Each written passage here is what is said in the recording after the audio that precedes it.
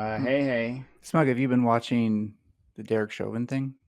No, because I have a life. I can't stay at home and watch the trial. But I've been getting footnotes about it. So it'll be interesting to see. Time you're muted in Discord. Pro streamer. Hi, everyone. How's it going? Sup. You? Hey, Chris, nice to have you here. Oh, hey. Good to be back. Yeah. Good to be. Cool. Smugpug as well. Smugpug, we don't get to see you that often now. I know you're going through a lot of life changes, but we miss you, buddy. Still haven't moved out yet. That's another day or two. Like right now, I'm on the beta 500 megabit Wi-Fi. But by Tuesday, I'll be on the gigabit Wi-Fi. Oh, nice. Yeah. But yeah, I'll be able to stream and play League. We look forward to having you back. We've missed you, Smug. Yeah. Sorry, I'm super gassy. Thank you, Sam, for coming through once again. How's it going? Hey.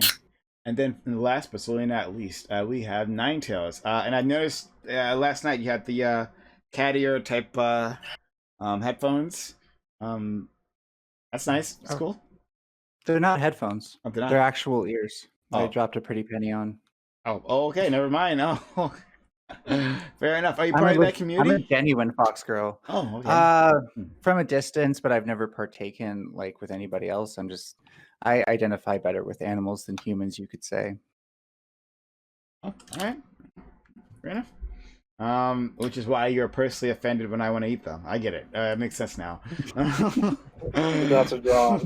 I don't empathize as much with people wanting to eat them as animals wanting to be alive. Fair enough. All right. So we are back in it. If I have any there's only one person. Let's bring them in. Hey, Wompt, did you want to come in, Wompt? If you're watching this, then if you want to come in, go into the waiting room, then we'll let you in. I threw him into the Thousand Sunny, and he went back out to the watch party. Oh, okay, never mind. He's just chilling for now. All right, fair enough. All right, so thank you, Disabled Justice, for coming through. What was the name you wanted us to call you again? Or Disability Justice, sorry. Do you hear us? Oh, we'll give a moment. Oh, hey. Hey. Hello? Hey, hello. I can hear you now. Sorry about that, boss. No problem. Let me turn on my thing. Yeah. I gotta mute the stream. Shoot. Yeah, so Thanks for having we were just curious as to what you want us to call you. What was your name again? Just call me Disability Justice or Justice. Justice. That's right. Okay. Yeah, Justice is fine. Okay. Thanks for being around. Hey, Boji in chat. Yeah, I can't command the frog to be here, unfortunately. He comes and goes as he wants, so I can't never guarantee that he'll be around. Sorry about that. All right, we're here again. Open walk on panel. Everyone else can be a part of this. These are just members of my audience. We'd love to have you here as well. I'll start off with, is there anything in the past panel that just happened that you all want to address? If not, is there something that you specifically want to address? If not, I have a topic, so we'll go in that order. We'll try it. So, is there something in the past panel that just happened? Did you want to address? I want to address police brutality. Okay. Yeah. So it's time for police brutality. What specifically about it? How it affects disabled people in a super high margin. Okay. All right. That's something to talk about. Or I mean, we could do because it's intersectional too. Yeah. Yeah. No, that's fine. We would love to discuss that. We don't really talk about disabled issues too often here. In fact, we've been looking for disabled people to be a part of it. Maybe a part of this this community. So, all right. Kick us off. What exactly we'd like to discuss? Stats on it are pretty brutal. The chair of the Minnesota DFL Disability Caucus, which is the Democrat Party in the state of Minnesota, we just recently put out a statement asking Keith Ellison to reopen all the previous cases of police murders because we just found out 51% of the police shootings are people with disabilities in Minnesota, and 30 to 50% of police force that is used on people with disabilities. And of course, that means Native American, that means Black people, that means everyone that's disabled. This affects people with autism. This affects people who are deaf. If you handcuff them, they can't communicate with you. It affects people with IDD, mental trauma, people like me with heart and lung issues. If you tackle me down or something like that, you could probably kill me. If you tase me, you could probably kill me. So there's just a lot of things when it comes to that.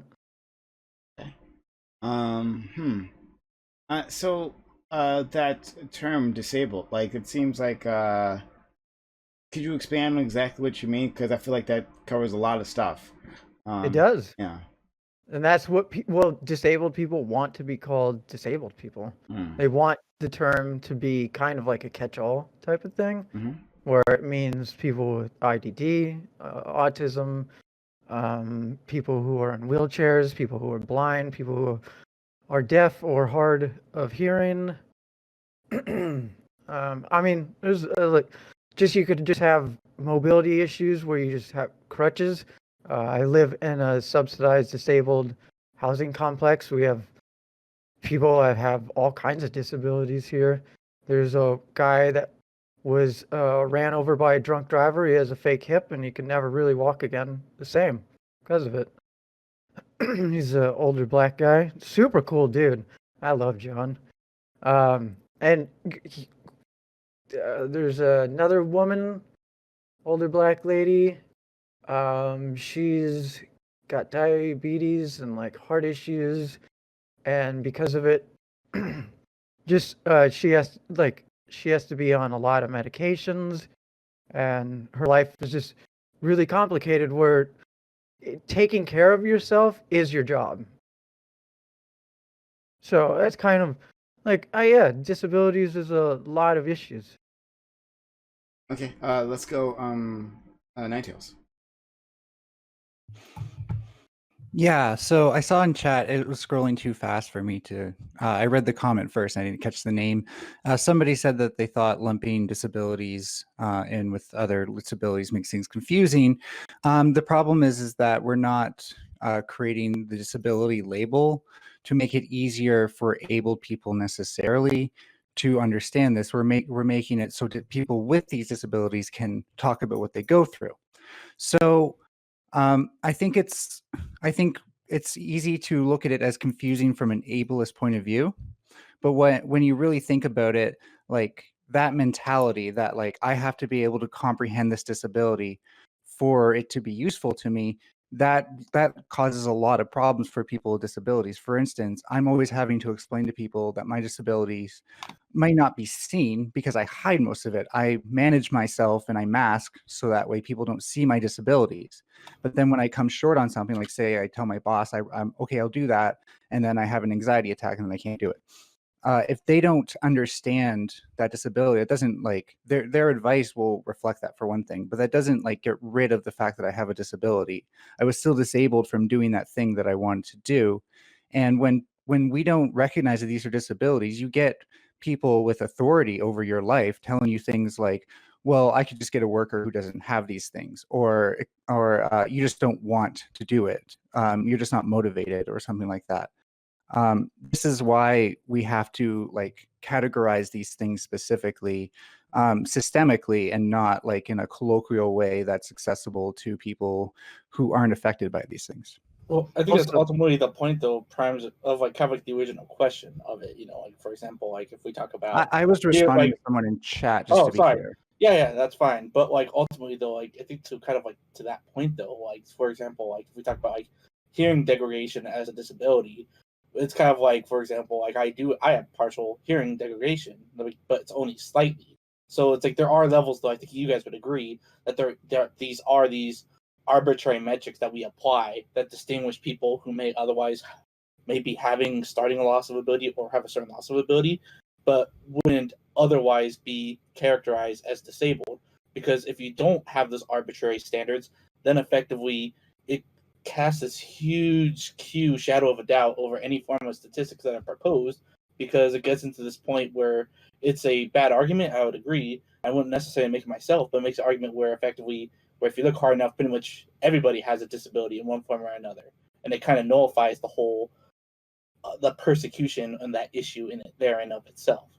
No, So the if- Social Security Administration has a very fine definition of disability, and in order for you to actually qualify for like disability assistance or anything like that, there's a lot of rules that you have to go through.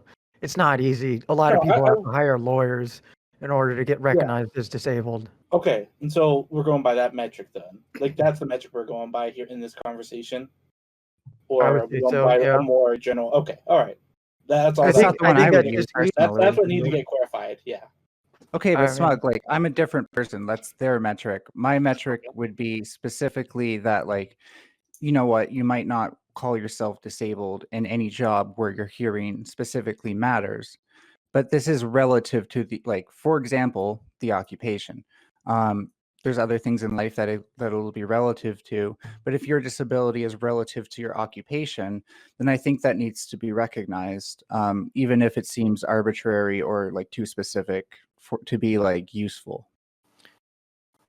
I think there's a problem with conflating certain things, because the persecution that, or the oppression that certain people feel, disabled people feel when they're like in a wheelchair or where they have a visible disability, versus somebody like who has like post-traumatic stress disorder, which the Social Security it recognizes as a disability. You can get put on disability if you have PTSD. They're going to face different levels of oppression, right? And they're going to face different systemic issues. Completely that using this term disabled doesn't actually like showcase a shared experience between these people. Sometimes I think that is what what is Kobe was saying in the chat, which is who you were responding to. Yeah, but when you say black, it doesn't mean every black person experiences the same thing too. When you say Black Lives Matters, it doesn't mean you're just not saying, oh, well, only the poor black people matter, right? Yeah, but this is why some people like argue for the use of the term African American, right? Because African Americans experience a shared experience that is more connected than just like using the term black. Is it just African Americans though? I feel like that's actually kind of reductionist when we look at history. Because then it just eliminates Somali people then too, and a lot of like maybe Dominican people who are darker skinned too. But the problem is that like we use that term to like distinguish people who have like the history of like their family came here because of like the slave trade, rather than. So you're like, talking about ADOS? Is that what you're talking about? Like that? I guess, but like that was like the term African American used to describe that, right? Like that's what we used to use it for. Okay, so here's the thing is that like we're kind of getting into the weeds here, and the difference between a disability and like a defining characteristic is that like a disability is something that's intrinsic to that person that differentiates them from an abled population. This isn't the personality, it could be a personality disorder. This isn't an affect. This isn't their affect, but it could be an affect disorder. These things interfere with their ability to function in day-to-day life. They interfere. They don't make it difficult or any of these things. They have categorical effects and impacts on their well-being. So it's really easy for people who, you know, haven't bothered to ask like why we do these things to make it seem like really obscure and abstract, but it's not.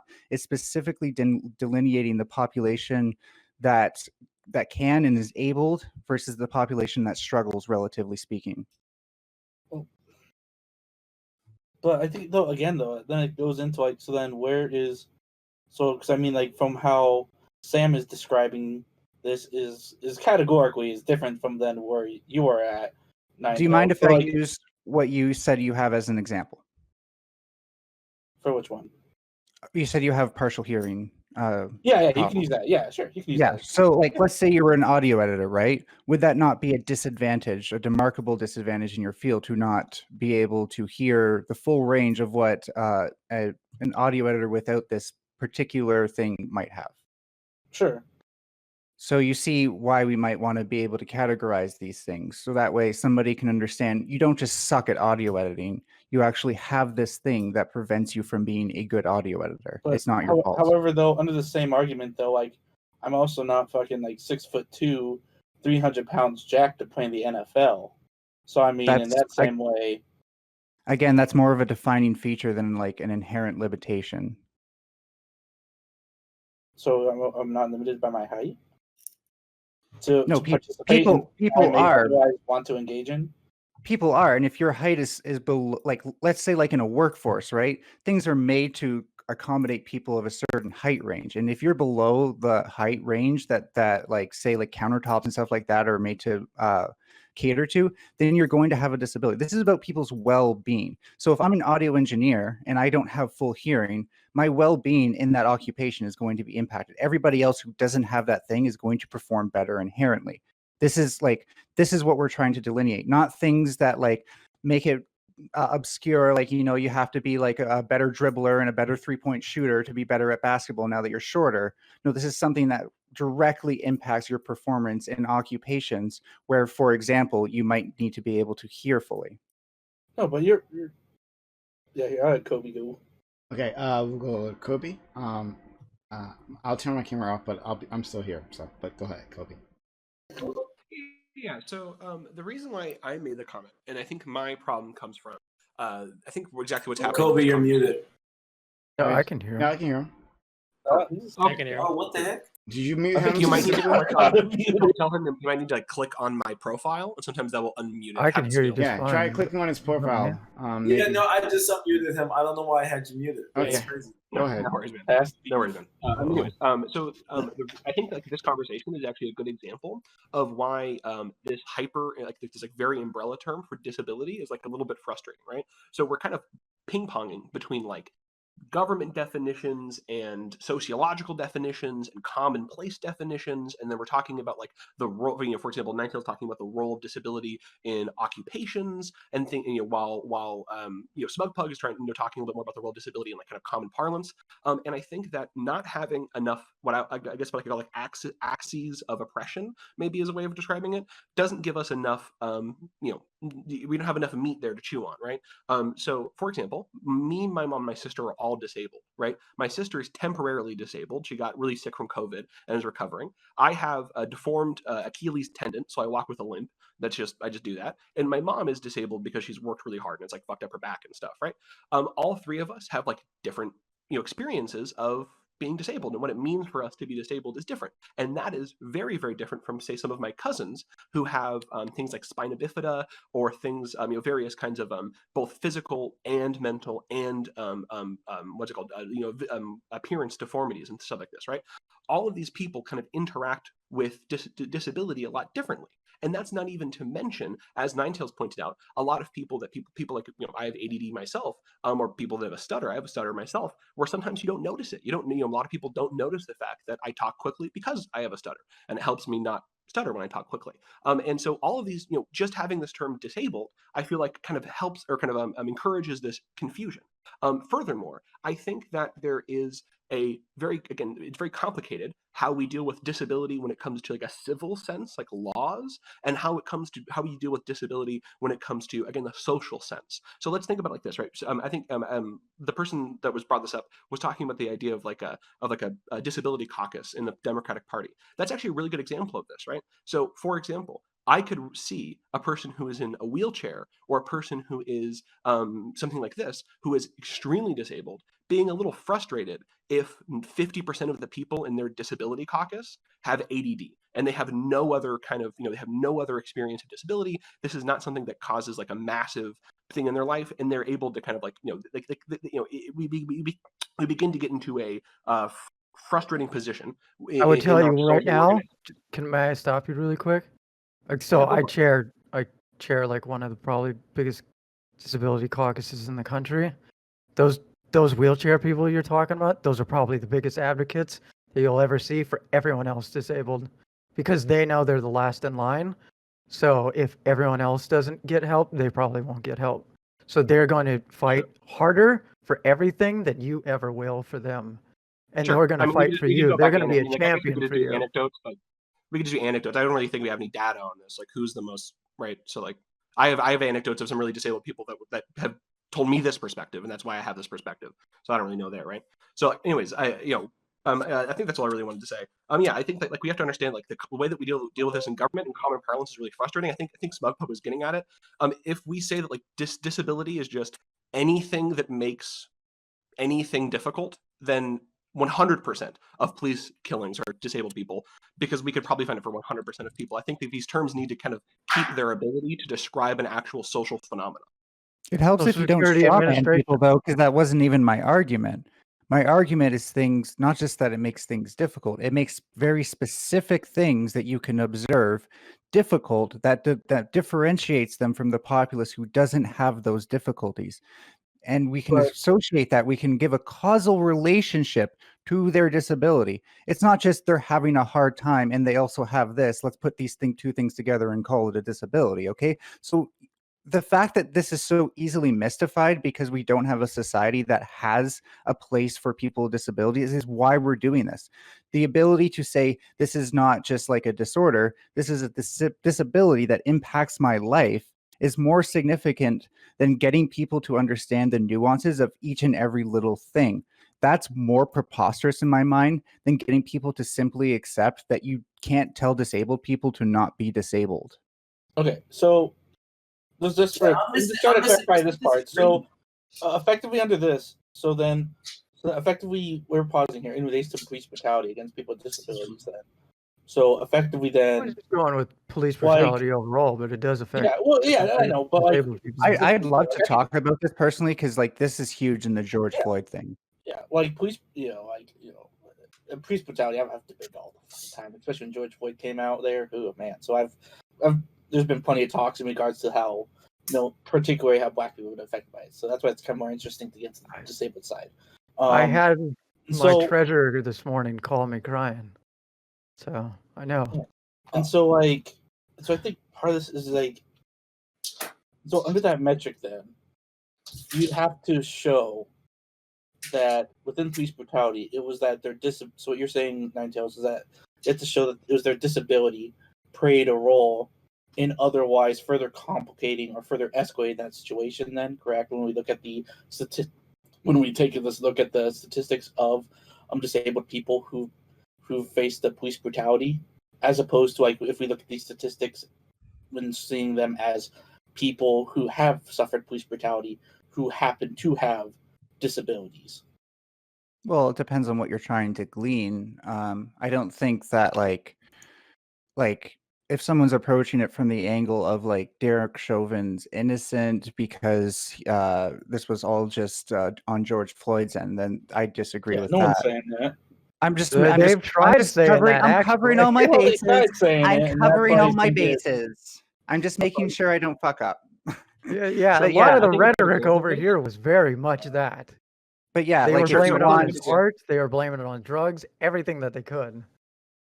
but yeah, like it was clear that the officers were treating Floyd as if he was non-compliant. So if mental health was a factor, then I think that would demonstrate that they mishandled him because he was actually like mentally and psychologically incapable of like entering that police vehicle. I don't see the. Is anyone disagreeing with Nine Tails? Am I missing it? That's like a perfect argument. No, I'm No, just trying I to get don't more think so. additional clarification in regards to Oh, that. To I'm get just to trying to Smugpub's I'm point, just trying to further clarify it because, like, again, I want to avoid, like, for example, because I'm trying to look it up. I'm trying to look up like how much of the disabled population really is affected by police brutality. However, though, like it is critical. It's critical on this topic. Like Yeah. just like how it is when we talk police brutality about black people, to be nuanced about what the actual implications are and what is actually being targeted. So, for example, Yeah.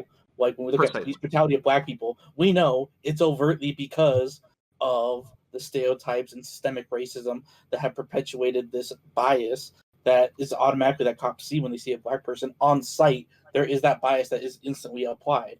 And so the question is then, are these the same metrics that are being applied when we look at police brutality among disabled persons? Or like when we look at these stats, or when we look at this, like when we make the claim that, for example, that the 50% of people who were a part of police brutality instances was this otherwise it was just found that they had it after the fact, and that disability did not play a part within these interactions. Now, if we're going to say that these disabilities just innately in themselves engage in all these interactions, but then that just goes back into my previous argument of just the overall generalization of it, where effectively, where then at that point it goes into like what Kobe had mentioned, where effectively, where then every police brutality is a disabled police brutality. Then. Okay, but like Yeah, those generalizations aren't inherently flawed. We can easily say, like, if a bunch of disabled people had higher increased instances of police brutality in their interactions with police, then you can at the very least use it as a starting point. There's something going on there that You have to delineates this quantify what we mean by population. disabled. I That's what we're talking I about. realize, Quantify. but here's the thing: is we have people just aren't being receptive to it because it's much easier to make things sound abstract. The difference is between the immutable characteristics of somebody that actually affect their well-being and the non-immutable characteristics. So, for example, I have oppositional defiance disorder. When cops try to arrest me, it's just my instinct. Like, this is partially why I identify with animals more than humans. I have instincts more than like conscious thoughts. And my instinct is to literally not get put into a cage. I can't think past it, period. And that diagnosis is both in part because of my CPTSD, but it's its own thing as well. And what that's supposed to tell people is that if I'm resisting against you, this isn't a conscious choice that this is making. I don't have the choice. I don't have the privilege of going one way or another using my own sense of free will. My brain's already decided for me because it has. I'm going to try to use not as inflammatory language because it has like a default way, whereas a non-disabled brain would be more open to compliance. So like it really depends on the researcher and the project, right? Did they look at case law? Did they look at specifically when the courts decided that the mental health was relevant? Like, it's up to you to find the papers that match what your criteria should be. They've probably done everything from the most general forms of disability all the way down to the minutia if they're doing things right, in my opinion. Okay, so this goes back to the thing I was talking about, which is the difference between like civil discussions of these things and common parlance. I believe in like a very broad definition when it comes to common parlance. If somebody tells me they're disabled and they need me to speak louder to them, I'm not going to ask for a doctor's note. I'm just going to do it. But when we're talking about making a claim about the way that our civil society works, as in disabled people face particular challenges with police brutality, we need to quantify that so that we can know, as was brought up. It is quantified. It's whether or not people have a choice, Kobe. It's really not that difficult. Wait, but hold on. So what I'm trying to say is that the experience that a person, as was said before, the person of experience of somebody who's deaf or mute and needs to communicate with sign language, who's being arrested or is being handcuffed, is very different than a person like who has mild ADD that is maybe probably not even going to play into the interaction, or we don't even know if he does, or somebody who has something else. What? That doesn't change why we use it. Categorically matters. It does matter. That's how we distinguish. Okay, yeah. Our goal. What is our goal with collecting this data? We wanted police. Okay. Our goal is because I thought we were talking about why we have the definition, and now we're at the goal of collecting statistics. We're jumping all over the place here. I don't mean to interrupt. That's kind of like, I mean, why even argue about that, right? Like, is that a real argument? Like, whether or not we should collect the data? Obviously, there's going to be arguments for collecting the data. I don't think anyone should having the information. And I think Ninetales is just trying to make sure the main point doesn't get lost in the search for data, right? Well, no, but you necessarily when we're collecting data. Sorry, like, just to respond to this though, really quick, and that's someone, and then Kobe. Sorry, because you're getting cut off here. Sorry, but like the point, collecting data is important because, like, I think you would agree. Like, very simple example. The reason why we talk about fucking police brutality among Black people is because we have the data that shows that we show that there is such a huge disparity. That's how we know about it, is from the data. And so how do we get that data? From creating these categorizations. That's the whole point. That's how it all plays in. But Kobe, sorry, you were getting cut off. Yeah. Okay, so in my opinion, at least, our goal with these, with looking for the data of the interaction between disabled people and police, is so that we can ensure that disabled people are not experiencing disproportionate, disproportionate police brutality by police, right? And in order to do this, we have to isolate the types, again, the social phenomenons that we are talking about, right? If we use this very broad definition and we find we are not going to be able to target the people, the deaf people, or the mute people rather, that have to use sign language, have a very particular, or you that have a very, very particular way when, very particular needs when the police is speaking with you, that is not, we are not going to be able to help you as well. That's what I'm worried about with it. Okay, but like your fear is just unwarranted. Like researchers don't- already do this. Researchers already do this, and like they do this for to discover specific things. While we have the label of disability to differentiate people whose behavior, for example, is not a function of their personality, but a function of a personality disorder. Like again, we actually have these. Would you agree that these scientists use different definitions than we do in like common parlance? Remotely, but again, like when somebody gets a diagnosis and is able to speak about that thing, that is the professionals trying to help them also understand, as a person suffering from this, that it might even feel to you sometimes like you're lazy or something like that when you're actually depressed. The reason we separate these things is because the root origin of these outcomes come from different things. So someone who is disabled will either have a proficiency or a deficiency, an irregulation or a malformity, and there's probably other ways to look at this, that leads to either like a very specific outcome or an unpredictable outcome. Whereas if somebody's not doing that because of a disability, then we can attribute free will to them. Before you That's a guys whole look other up, direction. I I don't want to ask a It's a question. disagreement. I want to ask a question before. I don't want any of you to Google this. I just want to give me off the top of your head. What's the percentage of disabled people in the United States, you think? I 10%? already Googled it. 10%? 15%? Yeah, I'm already looking at the case that you're probably citing. No, It was- it's a cent. Just What's answer the that question. 10 to 15%. I don't know. I was just curious what everyone else thought. Yeah, 10, 15%. That's my guess. What is it? Wait, what's the point of bringing it up? Yeah. It's What is it? 20%. It's 20%. Wow. Okay. Yeah, it's 20%. What? You know who the most the amount of point people? You know the highest. And you know what? You know what's the most- crazy? It's probably higher. It's probably higher. Below prime. It is Wait, probably. depending on the That's definition, because, it is like- probably And a way lot of the higher. reason is because Social Security, the administration, is not like a catch-all type of thing. It doesn't get like everybody. Like I said, a lot of the times you have to file lawsuits, and you have to get like in order to get Social Security disability insurance, the SSDI. It's really hard. Most people get rejected, and these are people that are born like critically disabled, like with severe disabilities, that need this to survive. Like it's just almost impossible to get sometimes. Like if you look up probably Social Security SSDI, you'll probably see ads for lawyers. That's like some of the first posts you'll get, besides maybe some government websites. But a lot of the times it's just really difficult for me to get mine. It took about 4 years, and I was almost homeless for 4 years. So that was pretty cool. Yeah, I recently Yeah, had to go to the And California guess Social what? Security Department. You know what my disability is? Do you think this would qualify as a disability? I was born with half my heart and one lung, and they didn't Jesus. think that was good enough. I literally had That's cardiologists disgusting that they would do from the that. Mayo Clinic that would call them up, write letters, threaten lawsuits, and they still wouldn't get it to go through because they wanted enough like work credits. They had to make sure that I had all that, and I had to file under. I ended up getting it because I had to file under through my deceased father's Social Security. That's how I got it. I had to. My father blew up when I was 1 year old at Coke Oil Refinery, and that's the only goddamn reason I have Social Security disability. And it's not because I was born disabled. It was just because he died and I was born disabled. So I got lucky. So when people think like there's just a lot of people that are just like mysteriously disabled, everybody's just labeled as disabled. Like it's not that easy.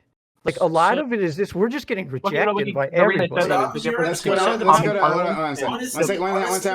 time. Let's go to Sam, who hasn't talked in a while. Then Kobe, Yes. and then Chris. Okay.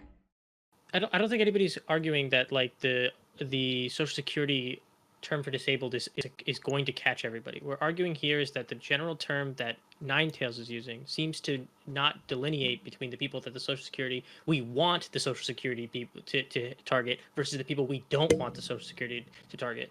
That the definition that Ninetales is using is too broad to actually catch the people that need these social these social safety nets, right? That is the problem that Kobe has with the definition that Ninetales is using. He doesn't have a single problem with what you're advocating for. He's actually advocating for a better system that targets the people more accurately rather than broadly. That But instead it's of never shooting going with a to. shotgun, He's- he wants to Hey, shoot dude, with a, If he's I'm- worried about that, then you just simply worry about the stipulations of getting disability. And I do think that I can't remember. I'm going to figure that disability justice said is more important than people's personal sensibilities about where taxpayers go. That we accommodate more people than less, just because some people may not consider A or B to be a disability enough. Your life will go on and everything will be okay if a couple people who don't qualify in your mind get some money. So I would like it to be that way. I would like the world to be that way, but that's just not the way the world is. We can't have like this super broad disability thing, so it's never going to actually be implemented. And I don't know if we'd be able to actually I'm not sure if how stable that would be, right? We do need to have some Wait, kind of parameters, but we it kind needs of to do be that here in Canada. I don't know what you're talking about. I'm in It's all Canada. based on I'm medical disability for definitions, though. PTSD and Asperger's. So again, like what I said, like I really recently went through the SSD for my sister. I had to get her on. It's a pain in the ass. I understand. Again, I want to have better, like again, Sam reiterated my point very, very well. I want to have a certification so that we can get the resources and the effect to people that need it, right? If we have a very broad, we're not going to be able to do that because there are going to be many people that, have dyslexia that maybe don't need the resources that a person that, as disability justice said, their life is, or sorry, their job is living. So here's what Canada does.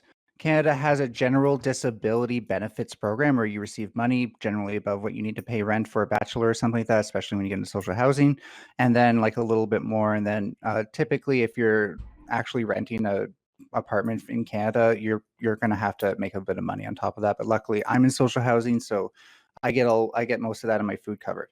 Although I need to start a special diet. Yeah. So the thing is like, you can just start with that. It's just benefits and it's nothing huge. And then you tailor the further programs that somebody is eligible for based on what you have. So I also benefit for something, I don't want to get too into it, called Disability Services Ontario, where I get extra funding to go towards services that allow with like personal support workers and stuff like that to help me when I can't really take care of myself. And my mental health does get bad enough that I literally can't take care of myself. So, and that's embarrassing to say, but don't judge me. Don't be embarrassed. No judgment. Yeah, no judgment here. So, My thing But is yeah, broad. like if this is what you're worried about, People on disability. if this is what you're worried about, don't limit how people can define what they go through and their experiences colloquially or legally, I would say, but more so focus on making the plans more dynamic. I would love to. Please vote me as the supreme dictator of the Americas, and I will do that.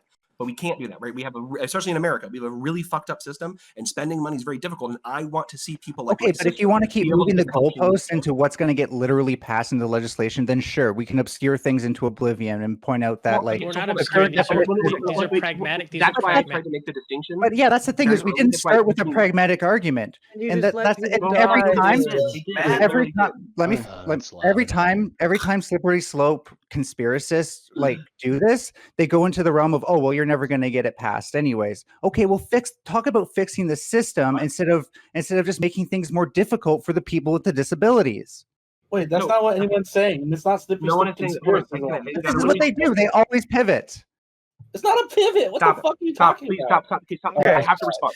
That is why. Listen, Who just I said know it's hard, but if we all listen to each other, then we'll know what each other's positions are, and we don't have to keep going over it. Okay? I said at the beginning that I believe that we should have a difference between a colloquial definition and a definition for the civil. And one of the reasons why I believe that we have to have that is because of the pragmatic. I've always been making a pragmatic argument. If you really want to Okay, see, and I've been saying this whole time, stop I'm not trying making to a make slippery slope these specialist definitions and just deal with the fucking system that can't handle a general situation. There are better solutions than just making it I would harder. love to. people with disabilities have accessibility issues, typically speaking. Making this less accessible for them only enhances their issues. So we need to do two things at the same time. We have to, at the same time, try to fix the roadblocks that make it difficult for us to implement the things we want, while at the same time caring for the existing disabled people today. Right? I can't tell my sister, well, we'll have the revolution and then we'll be able to get what we need to get passed. I need to figure out a way that we can get the resources to people like my sister, while at the same time trying to address the problem that you're presenting, in that there are many people that do not get reached in this, and that we can't reach them because of current political viabilities. These things have to go at the same time. Sure, but the problem doesn't lie in the term disability. The problem lies within the system. And you're just capitulating to the problems of the system by saying we need to take this out. We need to find a solution within how we define disability.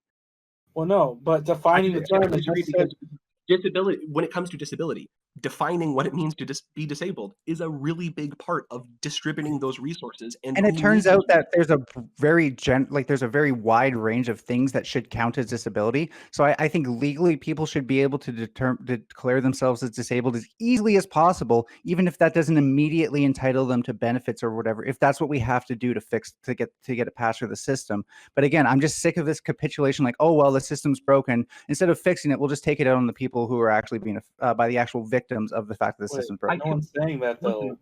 Yes, we are. If we're limiting how we define disability, then yes, that is what you're suggesting. Oh, well, okay, then well, hold on, Toby. But like, just for a quick second though, because I have the fucking study put up right here. So I'll just read this verbatim real quick. It's a little bit. So in this environmental study, studies consisted to find that 10 to 20% of law enforcement calls involve a mental health issue.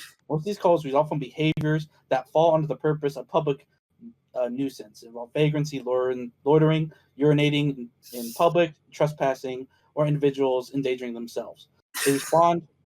Officers respond. The symptoms commonly compose of psychosis, paranoia, and or suicidal thinking.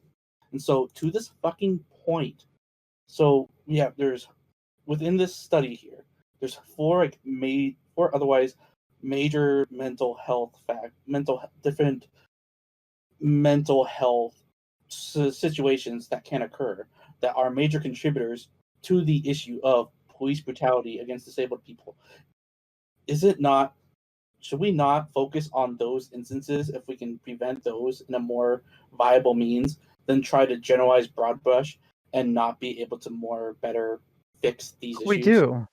But that's the thing is you can But have a broad brush. You're not able to. We literally you can do. walk and shoot down. You can walk and shoot down I at the write same time. legislation, dude. We literally do this in my state. Yeah, we agree with you. Like I think we agree with the legislation now for these people is what we want. Again, so this is something I talked about yesterday. But we could have our oughts for the long term, which is kind of what. God, this shit with the philosophy, dude. Nobody talks about this shit in real life. It's not philosophy. This is not philosophy. This isn't an ought, Sam. This isn't an ought. This is flat out saying that if you capitulate to the way the system is and limit how people can define the disabilities they go through, it's just a net loss for people with disabilities. You're not helping them. You're serving yourself in the system. But we're not helping disabled people either. If we have our little club where we want to make it this really, really great system, but we can't actually implement it. And anytime we start talking about how we implement it, we start having people go, oh, well, we can't talk about philosophy. You're right, but you're not going to fix things by misrepresenting where the issue lies. You want to go to where the issue is, which is in the actual system itself that won't pass things because it can we can't overthrow the system. We cannot. I've listened to a lot of House and Senate hearings that nobody ever talks about anything philosophical. They're not bringing up cancer or anything like that. Yeah, let's. This isn't a philosophical conversation. So the reason why I use the word ought is because what I'm talking about is the future tense. Okay. So in the future, we can have this long-term goal, which is what Ninetales is wanting, and we can have a short-term goal, which is what Kobe wants. Because I want the short-term goal too. But what Kobe is suggesting as a short-term goal is a net loss. You are just talking past each other. You're just talking past each other at this point. Okay, let's go to Chris, please. Thank you. So there was something from the previous panel that I want to bring up, but I was waiting for this to resolve, so I'm not going to bring it up. What I want to say on this subject is, so yeah, from my understanding, Ninetales is simply saying, look, you don't want to be too precise because there are consequences to that. Because I'm not even going to belabor that point. And then Kobe saying, well, yeah, but that preciseness is necessary so that individuals are validated, because that counts. That does count. And I see that point. And also for the pragmatic sake. It's For like an allocation. impasse at The right a people get the certain right point. At a certain point, it's almost an impasse. You can only make so many arguments for either side. I feel like I can't only speak for myself. You both are swaying the heck out of me, right? Like, first of all, I didn't even know this was an issue, and I feel so enraged that, like, the stories I just heard, like, even remembering it, it's like, what the fuck, like that.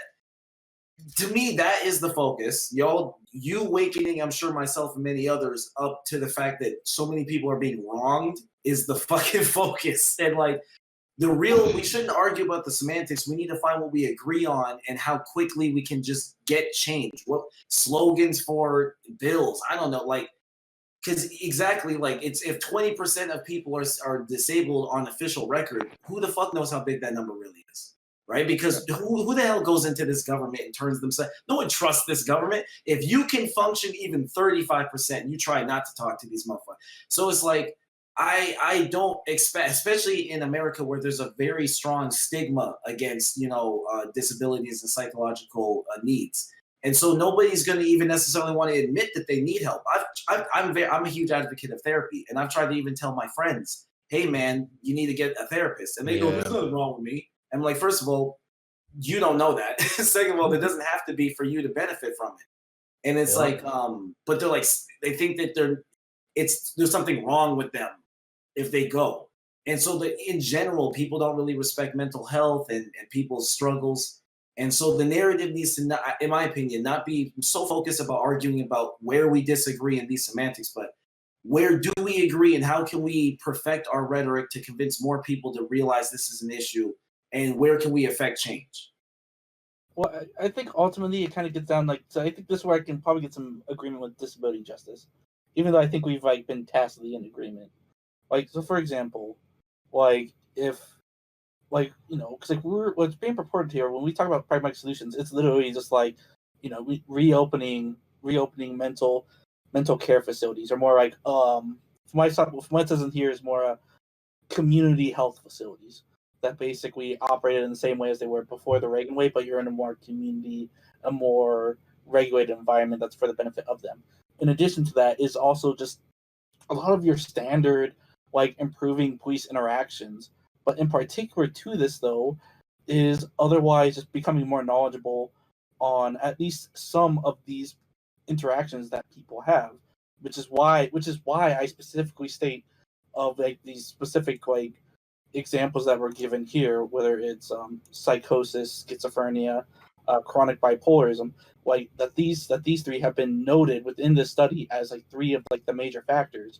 And so like while we can agree, like, and so instead of just trying to go, hey, let's just try to go from issues from the disabilities of A to Z, let's focus on A, B, and C, which compromise on 85%, which isn't a very short-term viable means.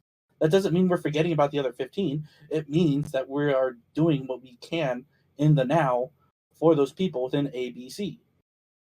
Okay, here's the thing, though, is that what I'm talking about is not inherently politically inept. I'm making like, this is what I don't like about Chris's, this is how Prime referred to them, Chris's argument on Kobe's argument versus mine. Mine is a pragmatic argument too. It's just not the pragmatic route Kobe personally wants to take. However, it is the one where we actually guarantee that people with disabilities win, and that we don't capitulate to the side that just wants to push them further under the boot. And why is that? Because we're no longer saying we need to define the word based on what will win and like, for example, in the United States in a two-party system, but instead we're saying we're going to stack the odds in our favor politically, and then we're going to push this stuff through so that they don't have a chance to obscure these things, which I think is way more likely to win than just capitulating to like, oh, well, they won't accept this. I guess we got to tighten the definition more. Oh, well, now they won't accept that. What do you know? Even though they're being a mouse with a cookie here and just constantly asking for a mile when we give them an inch, we're just going to keep on capitulating this because we can never win. What if they never go, though? But this is literally like the fucking Boogie 2988 argument, where effectively like he was saying like, oh, well, the LGBT community shouldn't have done like Stonewall protests or shouldn't have engaged in protests as early as they did because it resulted in violent reactions. However, though, like this argument is basically just let's kick it down the road until people are more acceptable.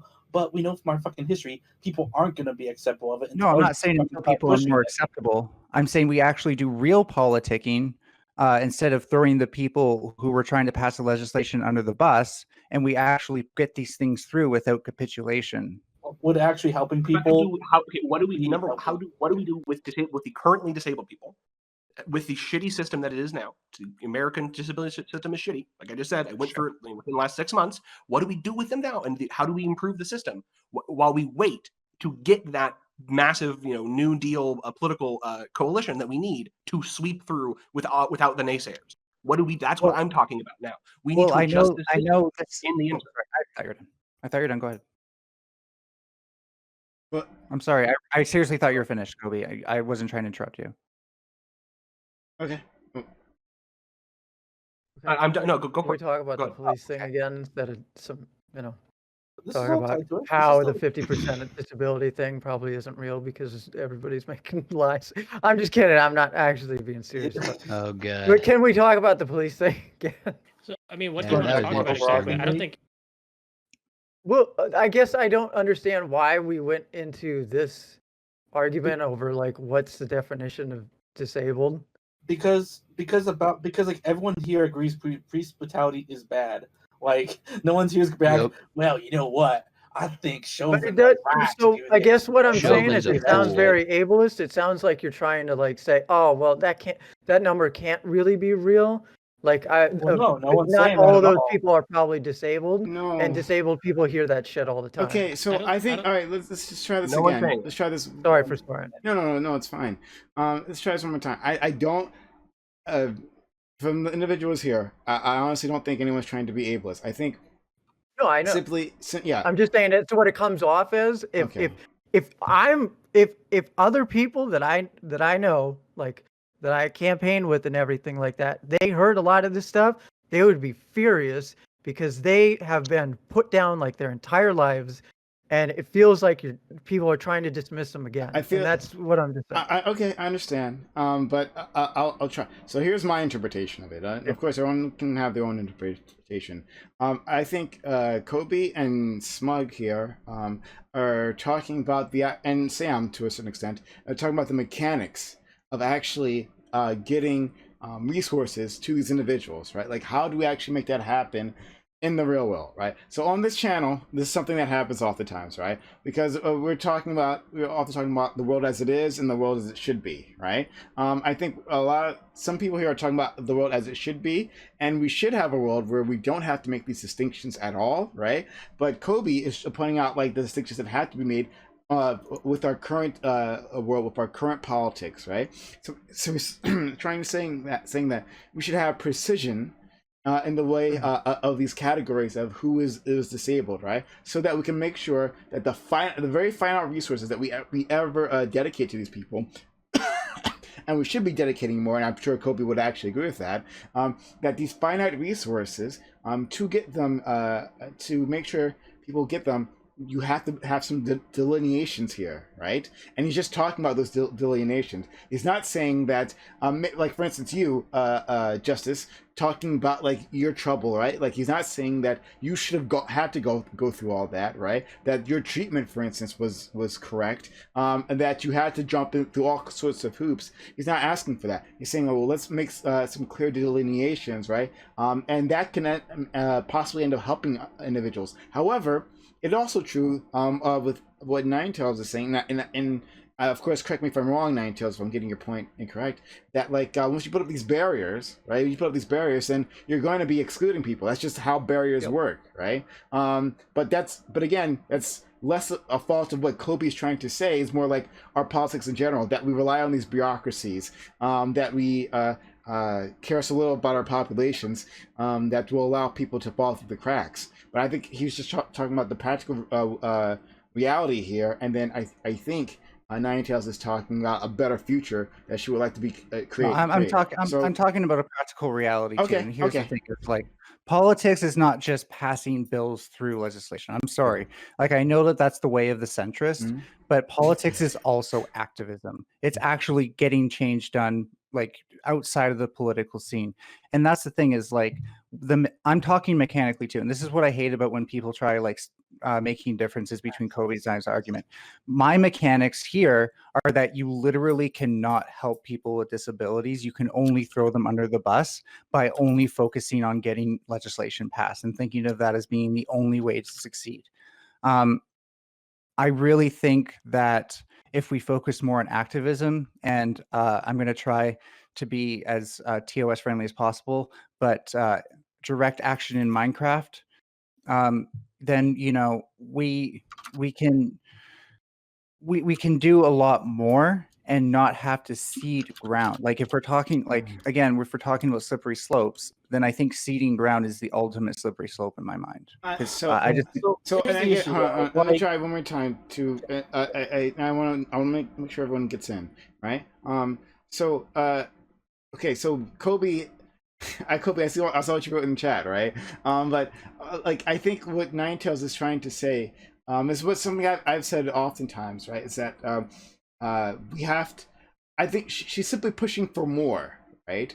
Understanding that she has understanding of how the pragmatics of this all, but saying that we can't just simply accept that. We have to be pushing actively for better, right? Rather than accepting the crumbs that we're getting for our disabled brothers and sisters, right? Like maybe acknowledging the system as it is, and maybe as you're trying to say, but saying that okay, that's fine, but like we have to, like we can't get trapped in the day-to-day mechanics of trying to get these bills passed, rather than thinking of a better world, right? And this is maybe I'm explaining this wrong. Hopefully I'm not. That's pretty much okay. You can't have a better world, but good luck getting it fucking passed if you don't. Like, okay, you have activism. What's activism for? To push politicians to fucking pass bills. That's what fucking activism is fucking for. Otherwise, you're just volunteering for another non-government organization. But the second part of this, a big fucking issue of this, though, and this is something that Fanatic was fucking grilled on before. Like, no one here is advocating that, oh, you just pass a bill that helps these poor people, and then you just fucking stop there. No. Like, I don't know. Maybe I am. Maybe I am able to fucking Minecraft. But to me, passing a bill that would help reduce fucking police brutality for disabled people by 80%, for example, just hypothetically, if there was a bill that could do that, even though it may otherwise not help out this other group of 20%, is better than not having any fucking bill passed at all. Okay, Smug, I gotta ask you. Than not help any people. But maybe I gotta ask you though, is it easier to like change the system and get a single bill passed that helps everybody than try to pass incremental bills where like the next increment you pass, you now have to contend with the fact that there's already something that exists? I feel like it's sometimes easier to pass these things in a vacuum where there is nothing, and then you pressure people to. True. That's very true. Like, historically, looking at bills, at least within the U.S., that's categorically false. The U.S., like our only progress has been through incrementalism. Like whether you look at Black issues, minority issues, gay issues, for example, like the LGBT one, that is currently an incremental piece of it. Would you rather have freaking LGBT rights as they are now? Like, however, though, like unfortunately we acknowledge that transgender people are still very badly mistreated. However, we still advocate for them, while the other people within that community have equal rights. Or should we go back to fucking like pre-1950s where none of these groups have rights, and then try to do this like big old fucking swing? Or even 30 years ago. You know, like which one would you choose? So let's go to Sam, and then Kobe, and then Justice. And if Paul wants to jump in afterwards, yeah, I do. Go ahead, Sam. It's about. I mean, I think the latter. Sorry, did Paul? No, go ahead, Sam. No. Okay, so I mean, like, I think the latter is always going to be easier, right? Like, changing an entire system can like destabilize things and make things worse. Like, I don't know, the idea of like just changing the system is like this absurd idea. Like, how do you want to change the system in a way that like keeps stability and keeps everything going, right? You have to live within this reality that like these structures exist for a reason. Like our governmental structures, our political structures exist for a reason. I think it's just a little bit politically lazy to think that simply doing activism destabilizes things. No, I'm not saying activism. You said change the system, Yeah, right? you said Yeah, that's direct. You said activism. direct action. Yeah, Sam, I want to push back on you just a little bit here, just a little bit there. Like, so sometimes these systems can exist for very good reasons, right? Like that we put in place by our government. Other times, like they could just be racist, right? Like there's like many. 100%.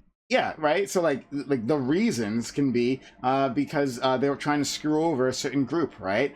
So I don't give legitimacy for these institutions just because they're institutions. True, that's true. But what we can do is we can look at specific institutions and decide whether or not we want to dismantle them, remove them, or adjust them. But like just changing them outright sometimes doesn't work. And like you need to fight the battles that you can win without like knocking down everything and just starting over again. Because sometimes that's just like doesn't work. Something I guess I've been aware of is that in Brazil, the way I see it is that like we have a pendulum swinging back and forth between the left and the right, which has left us very disabled, like a very messed up system right now, where like economically we have a lot of problems and things like that, and this is something that I'm talking about. Like we can't just like swing into like these crazy changes in the system. That's the thing is like I think that that's just a false like slippery slope argument. When you think about it, it's more unstable to be relying on the side that doesn't want this to pass to suddenly accept your offering.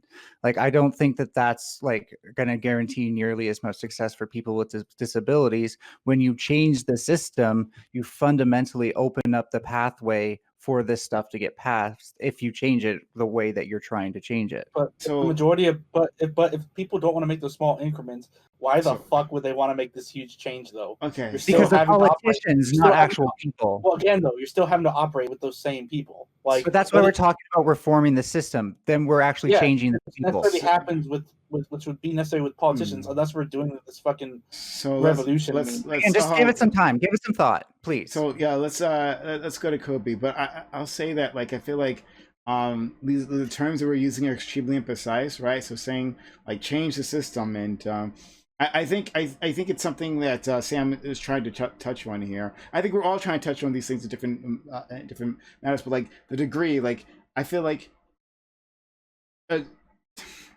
I think Ninetales is trying to make a point about like how we can understand the injustice of our system, and so like changes can be made, right? Like we can make adjustments to all these things, right?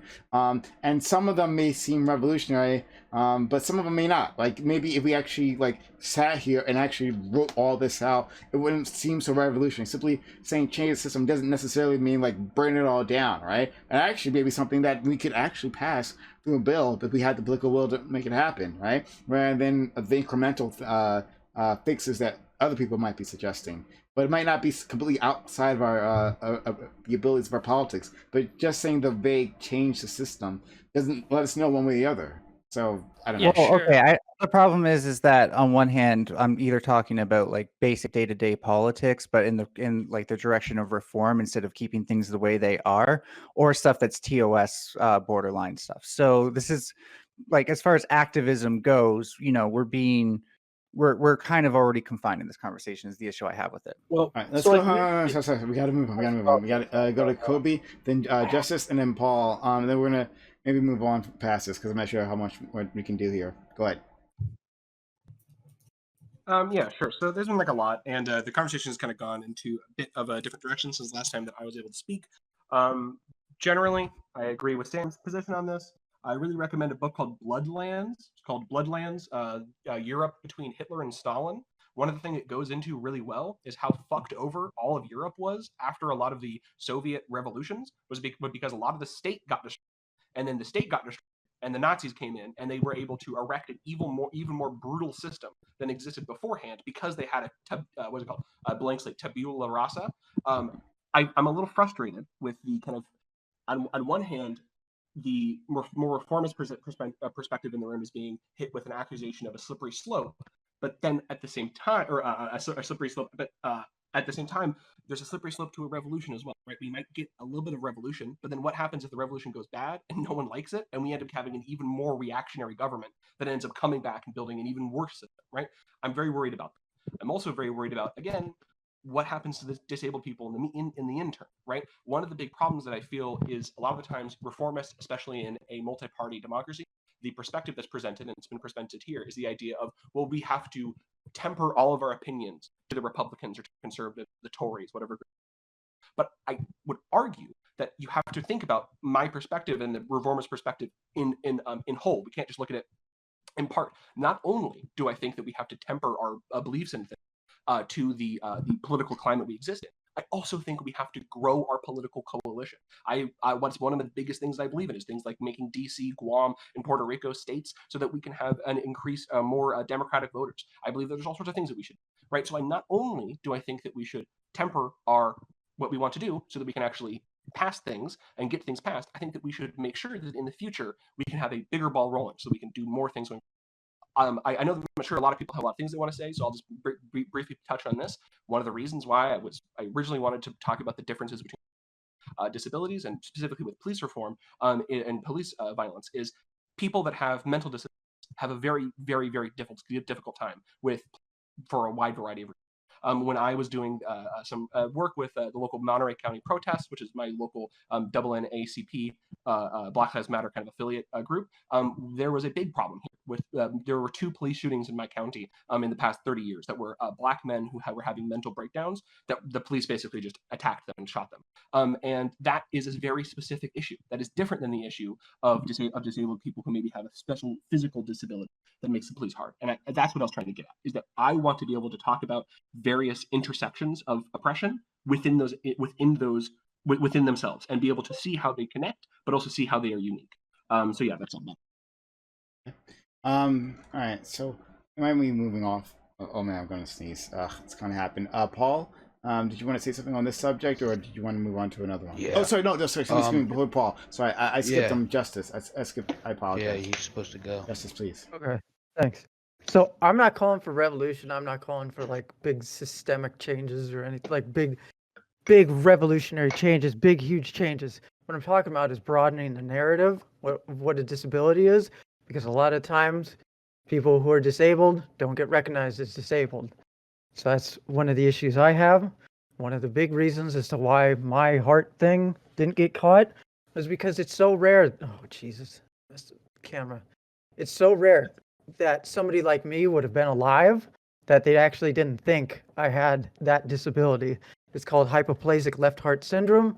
It has a 99% chance of mortality rate at 1 year. So only 1% of the people survived it within in the first year of life. So when I was 19, they were just like, we never heard of this. And it's because there was no adults that were alive with that heart ailment. And this was a while ago. You had to survive about 5 or 6 different weird heart surgeries in order to get there. So I just didn't catch it. That was a big problem. And it was a blatant one. It was just an obvious, yeah, this person's disabled. But, you know, because how the system works when it comes to like catching these things, if I didn't exist, this may not have been caught for like another like 3 or 4 years or something like that. Because the hospitals and everything, these people have to report this kind of thing. And then the government has to approve it. So it's very long. So what we like to do is try to set the narrative as broad as we can and to kind of give, okay, so it's like congenital heart defects. So then it would be anybody with like a congenital heart defect. Even if it's not as tragic as mine, I don't want somebody that is skipped over just because theirs isn't as bad as mine. You know, I feel like that's pretty crappy. Maybe we get to the point in technology where that won't be that big of a deal. We can address it then. But right now, I want to save as many lives as possible. One thing that we did do in Minnesota was you guys were talking about practical solutions after George Floyd was murdered. We worked with the GOP in the Senate and passed the police accountability and training police reform bill. and that had, along with banning warrior training, chokeholds, a lot of things that were already banned in Minneapolis. It made a lot of that stuff banned statewide, and then we added $800 million. I can't remember if this was per year to the budget for police training, which added mandatory hours of mental health training and autism training for the police officers. And I actually know the captain of police in my city, and I've talked to him. We email and stuff like that, and we talked about how the new revisions had been put in and what they've been doing. And they invited me over to go with them with one of the training things. So I'm waiting to do that. It hasn't been fully implemented yet because technically the cities don't have to do that until I think July of this year. But some of the cities like mine started it early. So there's things that we can do, and we look at the data, like you were saying, of okay, a lot of this was mental health stuff. So we did that. And now this year we're trying to pass Travis's law. And that's one which makes it so there's mandatory funding when you call 911 if there's a mental health trauma, that social worker or like mental health therapist will be there along with the police on the call. Okay, thank you. It's very smart. I love it. I love it. That's smart. Paul, if you wanted to talk on this or another subject, I know Chris wanted to get to another subject too. Go ahead, Paul. Yeah, it's about the whole police, killing people indiscriminately and being jackasses, I guess. I think if, in my experience, because I do security contracting, right? In my experiences with people in any sort of field where there is a person of power with a firearm, if that person is trained enough, the more training a person does, it weeds out the jackass. So what I'm saying, like, you could even look at the military. The higher and higher and higher you go up, the less jackasses they are, and the less the less discoordination and dysfunctionality is along with the person and the people he's working with. And I think if you just train police officers, have more screening for police officers, like you said, the mental health thing is a big thing where I work. You get checked almost every 3 weeks on how literally they have like a therapist / social worker talk to you every 3 weeks on how you're doing mentally, physically, but the physical one is for the doctor. But you know what I mean? It's just, you got to keep up on these sort of things because it is dangerous. I mean, what police officers are doing are inherently dangerous. And the situations that they're going into are dangerous, and you need to have people who are in those situations who are in the right state of mind, not gonna, have a fucking twitchy finger and just shoot someone on a whim. That's a big thing too. People, like, there was one I saw, this guy was in a I think it was in Colorado. He pulled up on the passenger side of the car and he didn't even see the guy had an AR-15 just standing vertically in between where the two driver seats are. Didn't see it. The guy came out, shot the cop like twice, and then the cop shot him like 14 times. But that's what I mean. Shit can go from like 0 to 100 in literally a half a second. Like, all it takes is a millisecond for you to pull a trigger on a gun and, someone hypothetically could be dead. So you have to have people who are in the right frame of mind to do this sort of thing. And I think with the right training, it will get people who are in the right state of mind in that position. I don't think it's just that. I think that there's like lots of other things too. So like when policing culture, there's like this comply or you're just against us mentality. There is no in between, like this person's not complying because they feel like they're unable to or anything like that. And that inability to think in between is a huge problem. Like Derek Chauvin literally said to George Floyd, and I've seen like multiple angles of body camera footage of this. Yeah, that's the whole thing was horrible. Yeah, he said, like, you didn't listen to us, so we're not going to listen to you. When Floyd's trying to tell them that he's claustrophobic. Yeah, I saw that. Like, that's like the number one thing. There's literally in one of the handbooks, they give you, like, where I work, there's like 10 handbooks you get for 10 different things. This is like low level. That's literally in like the 3rd or 4th handbook. I can't remember because I did it a while ago. Don't give the person you're either restraining or actively fighting with an attitude. Just do what you have to do and be professional. Don't be like a. He was the whole time Derek Chauvin had an interaction with George Floyd in the incident where he got killed. He was being a complete ass, and it was horrible. And if you look, that guy and his I think he had I forget how many complaints he had, but like 3 of them were 19. all. Yeah, they were like 19 complaints, and I think like 3 or 4 of them were literally had in the description of the complaint unprofessional, like in quotes And or in excessive the force was the other yup. one.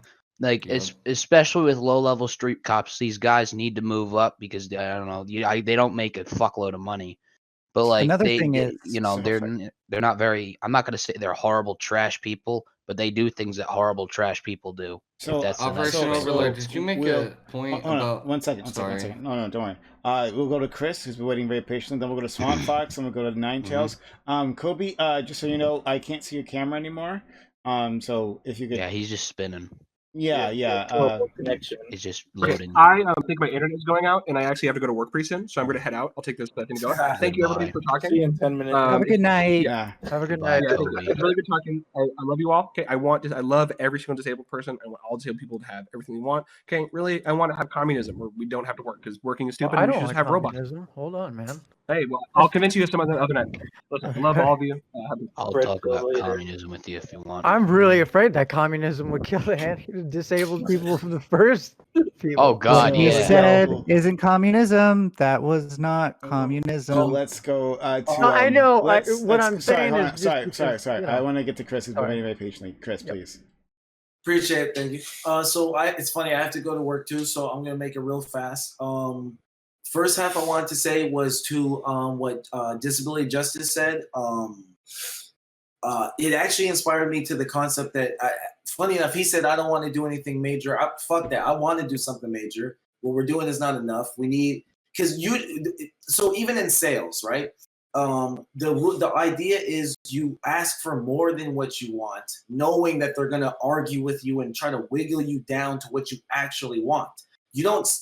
You have to win with power, right? You don't win with, please, can I cut? Please, no, you win with, give me what I asked for, and you demand it at the top of your lungs, and you make it a big fucking deal. And then they go, okay, and they give you a little bit. You don't go in asking for a fucking little bit. That you're just not gonna be good at business. You just don't know how the world works. That's fucking ridiculous. Anyway, so to that point, and I'm not saying that to you, I'm saying you're just trying to be nice. He's a soulful dude. He's like, look, I don't want. I'm like, no, fuck that. Let's push because they deserve it. It's horribly unjust, and we waste money in so many fucking horrible places. The people that need it, and also it's a winning message. Who's anti this? Who's gonna look at this, hear the problems, and go, oh no, that person just snitched on himself as a scumbag. Everyone shun them, and the normal people will empathize and care. And so it's like it's a winning message. I'm pretty sure most people just don't know about it. I know I didn't. And yeah, and like he is a perfect example in his case. And I see why now he's such an advocate for it, because individually, I mean, his testimony is a perfect example of how it's a problem. I survived a ridiculous predicament. No one ever predicted me to be able to survive. And now because of the bureaucracy of the system, I get no help because it's not designed to help. It's designed to reduce expense. They don't want to help him. Yeah. And so it's like, the narrative needs to be reversed. It needs to be broad. And now I'm super anti-precise. Fuck precise. Precise is for the future. Broad is for right fucking now. You haven't, smug and agree to disagree. Broad is for today. I'd rather accidentally give somebody disability coverage who does not deserve it than accidentally not cover someone that needs it. You go broad and you let the other people whittle you down. You don't go in whittled down. You go in saying anyone with a cough and a sneeze is disabled. Be erratic. Be ridiculous. Let them go, you're crazy. I don't give a fuck. Look at the army behind me. What, you want this? Oh, okay, let's be reasonable. You don't fucking go in talking about, oh, we're willing to say these guys deserve help, but not these guys because we know you're a jerk. That's why Nine Tails was talking about capitulate. You want to play that? You play that. You write the list then. You get to decide. You write the list. You write the list. You say these people are more important. These people are not. But when I'm not comfortable doing that. I'm saying anyone who says they're disabled and it makes common sense, you can, where it makes precise is where you can get into what is a disability? That's the only question you should be fucking asking. Beyond that, who cares? That's the first thing I want That's to what say. he was asking. I gotta go to work, Smugs, please. I gotta go to That's work. what he was asking. You know what, love. Okay, Okay. but goddamn, that's the whole point You of know the what, love. conversation. Okay. So the second thing I want to say is, because I didn't get to say it before, it was a whole different panel. The concept of comparing Asian systemic racism to black, it's like, whoa, what? That is just so ahistorical. It's like you cannot look at a 500 plus Atlantic slave trade and the consequences of inherited wealth or the lack thereof, and then compare that to migrants from a foreign country where they have a family lineage. Like, before getting into the nuance, it's like who needs this? Who actually needs someone to explain that if you don't have your child separated at birth and then sold into a different family 3 states over, what the fuck? Really? Do people not know what slavery was? Do they not know that it was a criminal for blacks to be literate? That they were hung if they had literacy capability? What the fuck? You don't compare immigrants to slaves. And no, Irish serfdom and servitude is not equivalent to the fucking racist slave trade, which is worse than the only other slave trade as bad was the Ottoman slave trade. Like, what do you, but again, if you don't know the history, God bless you, but you need to be educated if you're going to ask questions like this because the answers are already prevalent. No, systemic racism is not disproven because Asian people do well in America. What the fuck? Like, oh my God. No, first of all, in the shortest way I can put it, there are different stereotypes for different racial groups. These stereotypes are connected to the baggage and lineage of those racial groups. Don't think that just because certain Asian sections are doing well, there are not racial stereotypes against Asians while motherfuckers are being stomped out because of COVID. Are you fucking insane? You think they would stomp out someone because there was an Irish flu? You think if there's an Irish flu, we're going to say kick all the fucking Irish out? Can you wake the fuck up? Get a fucking grip. So anyway, of course there is racism against all races. They just have different levels of bigotry based on their race. For example, Jews run everything, right? Okay, so shut the fuck up. It's so insultingly stupid. Obviously, success does not mean there's no racism. What the hell does that even mean? And obviously, because Asian people can succeed does not mean there's not racist suppression against black people. It's like, imagine I show you all this data that black people are oppressed, and you go, but look at that Asian guy's nice house. What are you talking about? It's like, all right. So and no one said that to the way it was so. No, my rant. Sorry, Musa. Love y'all. Truth. Prime is always with the fucking best panels. I swear to God. All right. Love you guys. Don't leave. All right. Oh, My man. ears are ringing. Let's go That guy's to awesome. Swampbox. Sure. I know a lot of people like that guy. He's awesome. Hey, so I came in late. I'm 80% disabled from the VA. 70% of that is mental health. Like I said, I came in late. I have a problem with the way the U.S. treats the mental health care system across the board. I could call the VA and tell them that I'm going to do something really bad right now, and 3 months later I'll have an appointment, right? Once again, I came in late, so there's not much for me to say right now. I don't want to jump in anybody's shit because I have no idea how the panel's running right now. But like I said, I'm a veteran. I have super hardcore mental health problems and alcohol problems. And I've called the VA telling them something really bad, and they've given me a 3-month window to get a appointment. From there, hand it off to anybody else. All right, man. Go You'd ahead. have to get through that. Ninetales, if you want to say something. I go after Nine Tails. Okay, sure. Yeah. Thank you. Okay, so yeah, 2 quick responses. I know Kobe's not here. I saw his response in the chat, and I'm happy to say what I wrote down still applies. Kobe's method of, waiting till we can get something to pass, or doing now what can pass. Sorry, that's the better framing of it.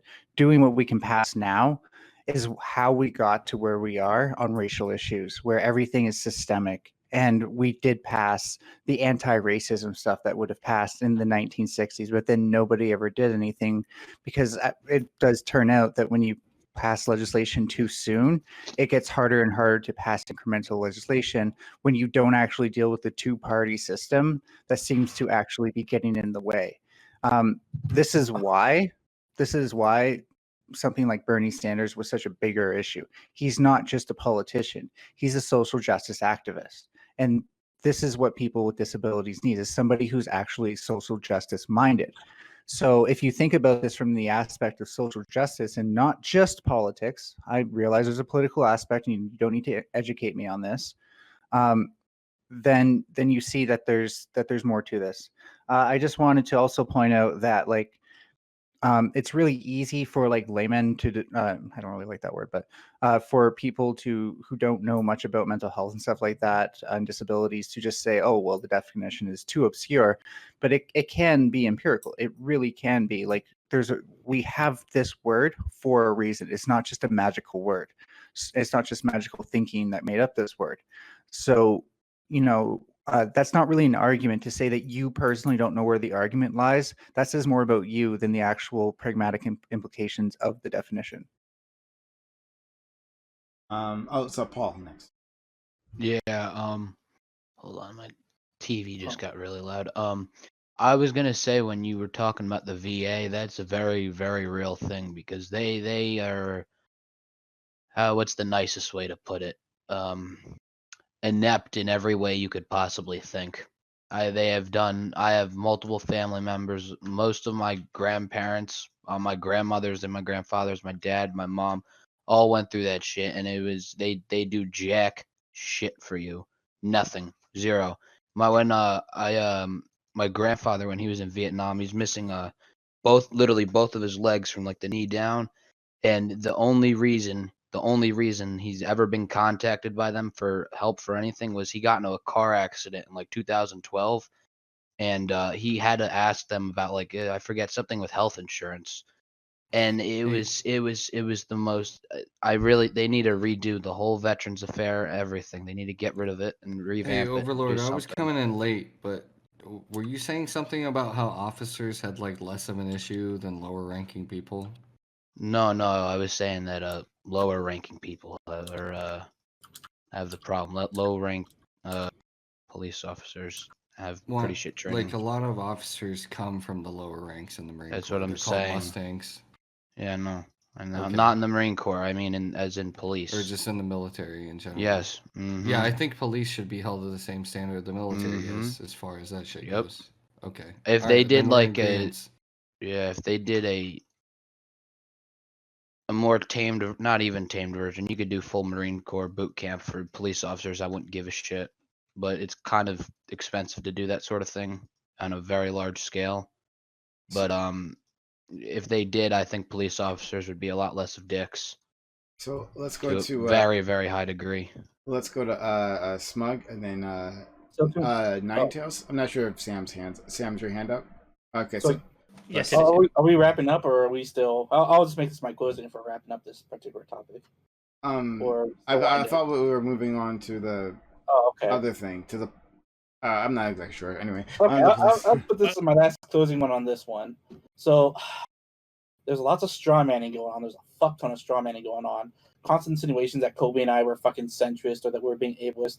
There's constant mischaracterizations that by us saying hey, if these 4 illnesses are seen as the majority issue of police brutality against these people, that we should put an emphasis on looking on resolving these. That somehow means, oh well, fuck all these other people. No, just because you're focusing on. Let me finish. Just because we're I want to respond. Sure, yeah, you will. Just because we're focusing on particular people in particular, or putting a particular emphasis on these people, we are directly referencing in terms of the issue of police brutality. Now, does this mean that other disabilities relating to other fields or other sections of our society won't be focused on? They will be. But when we're talking specifically about police brutality, we gave a few examples of this.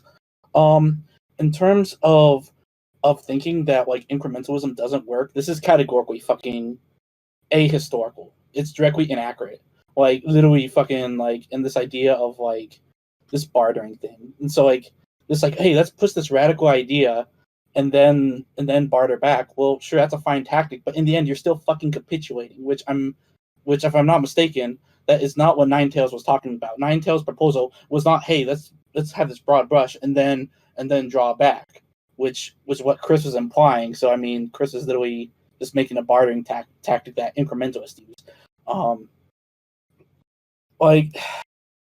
again, and like going more broad, it doesn't help them. Like I wanted to hold back to this because it would get us to a rabbit hole, but literally, if we apply this to fucking race, this is class reductionism. This is literally like, well, why are we talking about economic disparity in the black community when we should be talking about economic disparity among everybody? You know, why are we just focusing on black people? This is literally just copy pasta class reductionism being played.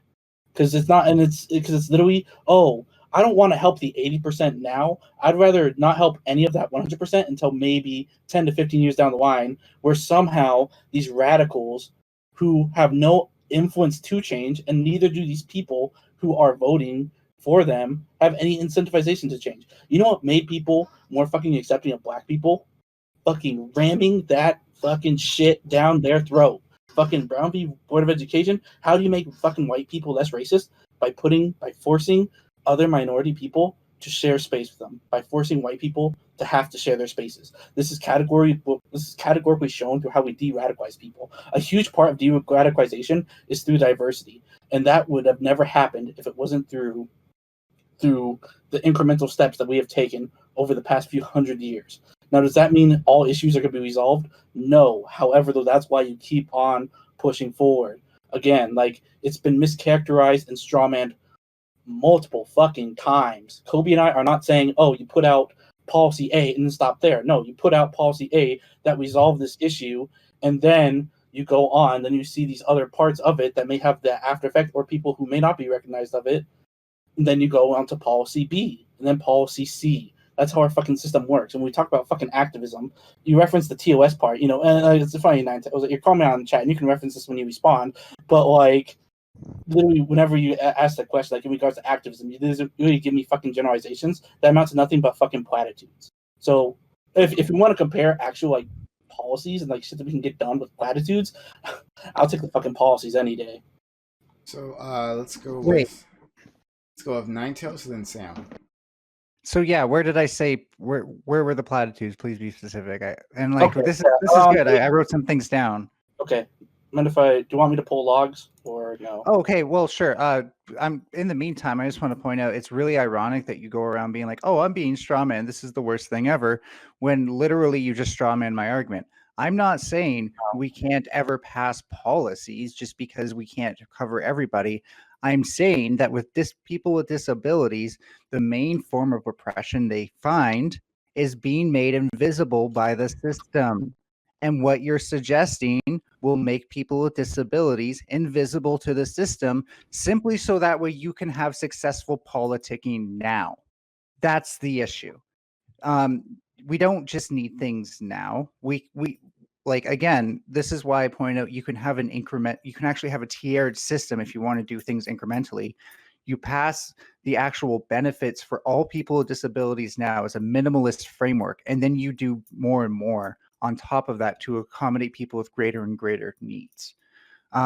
It's really not that difficult. It's only difficult when you think of things as like, oh, well, I only want to do it this specific way, and it has to look specifically like this. But what I find ironic is that we keep on coming back to the point of social justice. We keep on hearing that like, oh, well, the system just won't work the way it is.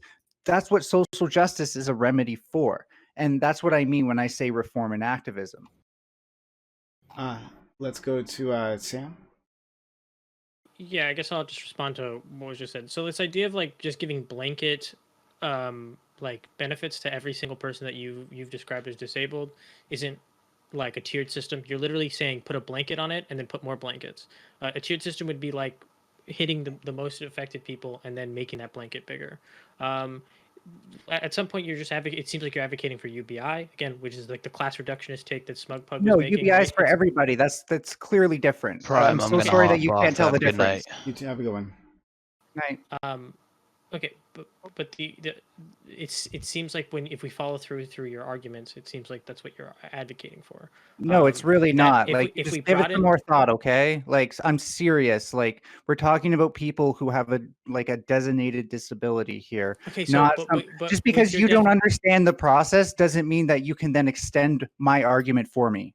So the problem is that you have failed to make a definition of disability that seems to delineate between that and a general sense. This is something Well, that then we were you trying to get at then before. like check the Okay, VOD well, sometime. Like, if do you want me to do it again? this was Seriously? the whole argument that we were having before. That people No, were it's having pretty a straightforward. Let Sam finish his point, please. So the problem we were having earlier was that people were struggling to delineate who is going to be affected with this system that we are all trying to push forward versus a generalized statement that you were making. It seemed very hard for other people. Maybe you understand what you meant and how you delineate people, but it was very hard for other people to understand who delineates in this system.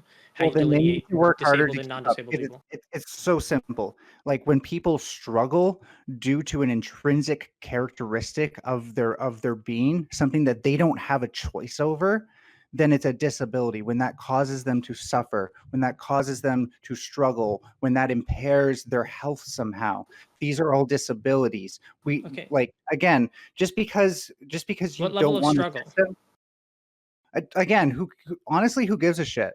Okay, If so this just is somebody with something- mild if this is- ADD that Because yeah, that's the but again, fucking point. they don't have the choice to struggle or not. They're forced to struggle. Okay, Therefore, I think that so they what get a about people? boost What up. about people who need glasses? Sure, Like, do pay they for their also get glasses. these Pay okay, for so their glasses.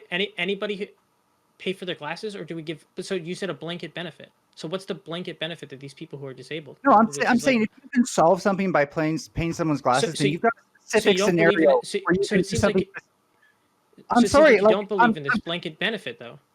no, It I'm seems saying like you that can be do So believe it's available. gotta be one at a time because Oh I my- really can't hear Ninetales when she like jumps. I can't hear me at the same time. So Sam, I think it's fantastic. I really think it's fantastic that you're able to make things sound really difficult, but it's actually not. You respond to my answers as if it's sounding more difficult to you, but that's just your own reaction. That's just your own opinion, man. Can someone fill me in on what we were arguing about? Both.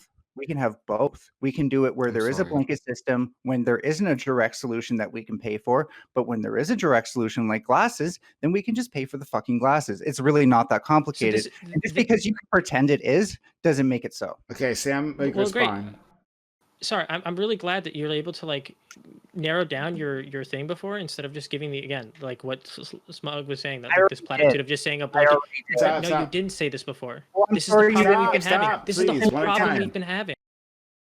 Stop. Go. So Finish your point, Sam. yeah, sorry, this is just the problem that we've been having with your point, Ninetales, that it seems like you're saying one thing that says very general, but you're actually advocating for more specific things, that we're trying to figure out what those specifics are because we want to argue for these progressive moves towards this general idea. That's Can I what respond? we've been arguing. Okay, sure. Yeah, can I And respond? then we gotta Is go- that you I wouldn't wanna have go to Justice cognitive afterwards. dissonance if you just paid attention. Okay, Ugh. Justice. Okay, I guess now I'm kind of confused because maybe I probably said like I'm not like a debate guy. I don't do this. I talk to like senators. I talk to these people, and they never bring any of these things up. So I'm just trying to understand how I can communicate better, so I can kind of get my point across. Because I guess I don't know if you were saying I was, what was it, straw manning you? There was, I don't know which one of these things that oh no is oh god, it was Smug. I'm not Yeah. good with names. Sorry. I Like, don't know which points you were making that were towards me, so that way I have a better idea I of wouldn't say. knowing what it say- is that. Oh, sorry. can I'm sorry to cut you off. fix. No, I wouldn't say it's more or less like intentional straw manning. Necessarily, when I say straw manning, I'm referring more to these overarching labels and then the presumptions of our arguments. Like, you did do it a few times, but I don't Well, a mind. lot of it is because everybody just loves to just not say somebody's disabled. People Yeah. don't even think I'm disabled because I don't look like it. Yeah, no, Like, and I understand I've that been, part. yeah. but, So like, I get a lot of that. So I do understand though what we're saying from our side though about if it's like about how it can easily be subverted into us to where it just becomes an all-encompassing depending on how you are categorizing it or defining it. Which is why, that's like, why I in said the particular, Social like, Security this is why, Administration is a really yeah, good. no, exactly. Oh, sorry. But that's Sorry. why. Sorry, yeah, no, that's why and I agree. But that's why, in particular, that's why I was actually more curious about if there was like any of those particular distinctions between like you and Ninetales in particular of like where that particularly be in line, because the issue is with what's being purported here is basically we have a definition of basically immutable to the effect that their well-being is being intrinsically to the well-being, an intrinsic immutable characteristic that can negatively affect their well-being. But then we fucking broad brush this bitch to where it can be otherwise anything that may have a negative outcome on you as a result of fucking Okay. anything. I guess that's not what I was advocating for, so Yeah. I'm sorry if it came No, across that way. I'm not accusing you So- of saying that. No. So my thing is, my issue. I'm trying to make sure I say this properly for everyone. I want it to be kind of like I'm trying to broaden it as much as possible, and the reason is because a lot of people easily reject you as being disabled. They're more likely to. I mean, unless you're very physically like. It's obvious, you know. A lot of people have, even doctors. Doctors are very known for doing this, which they will dismiss you. Oh, this isn't what's happening to you. And these are trained professionals that know your medical record and everything like that. And they will kind of just be like, well, this can't be what's happening to you because this is rare. So may I give just an anecdote? Hopefully it's not too long. Sure. Okay. So, about 7 years ago, I kept choking over and over again, like having this really weird choking problem. I was choking on every food. I had to go to the emergency room. Thank God it was right across the street from me. I live next to a trauma hospital. So my fiance would just drive me over there nearly every night for choking, to try to get the stuff stuck out of my esophagus. They have to do EGD and they have to pull it out. And they just said it was reflex. And they gave me the omeprazole, and I took it, and it didn't do anything. So they gave me more. I took that, didn't do anything, and it kept getting worse and worse. And they said, we're not going to do an EGD, like the kind of EGD that they needed to do on me because of my heart issues. I could have these things called varices, which if they go down too low, they could cut your esophagus and you could bleed out and die. And that's what they were afraid that I had because I have liver disease. So I started researching like everything. I was like, I think it's this thing because this kind of makes sense to me. And they're like, no, this is way too rare. It just doesn't happen. Like the cases that we have for it just don't exist. And I ended up finding out, yeah, I went to the Mayo Clinic. And I was going to Stanford at the time because I was living in California. And they were like, sure, let's do an EGD. I don't give a shit. Like, they just were for it. And they did a 3-part biopsy on my esophagus. And they saw my eosinophils were probably 5,000 times higher than they were supposed to be. And I had scarring all throughout my esophagus, which they call it they call it like a cat esophagus or something like that. Or it looks like the same way that cat's esophagus looks like. And the disease is called Eosinophilic Esophagitis. And now about 10 years later, they realize like this is like a thing that's affecting tons of people. And this had been affecting people for like a lifetime. But they just could never diagnose it. So I guess what I want is if you have, I want there to be a way where it's easier for people to be qualified for certain disabilities, where they don't have to go through so much traumatic trauma and stuff like that. And I know it's not an easy thing to do, but a lot of it has to do with systemic stuff. And when we push so hard on like, oh, what is a disability? This is also in the medical field too, where there's, I mean, I hate using the word, but there is ableism in there where they just don't believe you a lot of the times. And these are professionals. And if I get told that I'm not disabled by a regular person, sorry, I don't, you know what I mean. No, I get you. It's very hurtful. It's No, very I- hurtful for me. And then I do push back pretty hard because I know how many other people are affected by that. Like if I go through it, there's going to be a lot of Black women who are denied a lot of this stuff because it's a very big deal to them, where they're just dismissed a lot of the time when it comes to diagnosis. Yeah, no, So- I understand. but that's why like I think to a lot of this point though is like why is the constant emphasis though of because just because a certain group may be otherwise a major beneficiary while other group isn't, that doesn't mean that other group is just forgotten and that the parade is just going to keep marching on and just completely surpass them. They're going to be left behind. No, it's just continually adding people in. Now, I just want social acceptance of the word disability. Yeah. That's my main advocacy. And I think a big part of it too, like I think to that ends too, like I think you may agree with me, like I'm very much against like people who would say like, oh well, if you kill someone or murder someone, that must mean you have a mental illness. Like, because like to me that's a huge part of like. Okay, of we're like, way into the weeds all of a sudden. Yeah, we really are.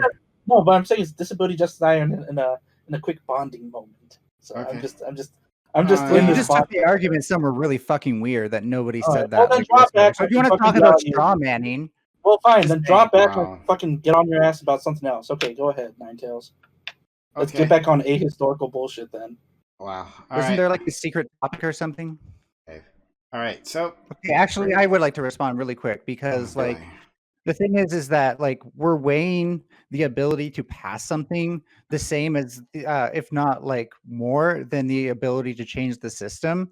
And that's the thing is like when you look at social justice theory, it doesn't discuss politics as like, oh, getting a bill passed is so much is the ultimate goal here. It literally says that when people get made invisible by the system, that's harder to fix than like if you just like included everybody to begin with. I can't think of what the exact theory is called and who thought of it.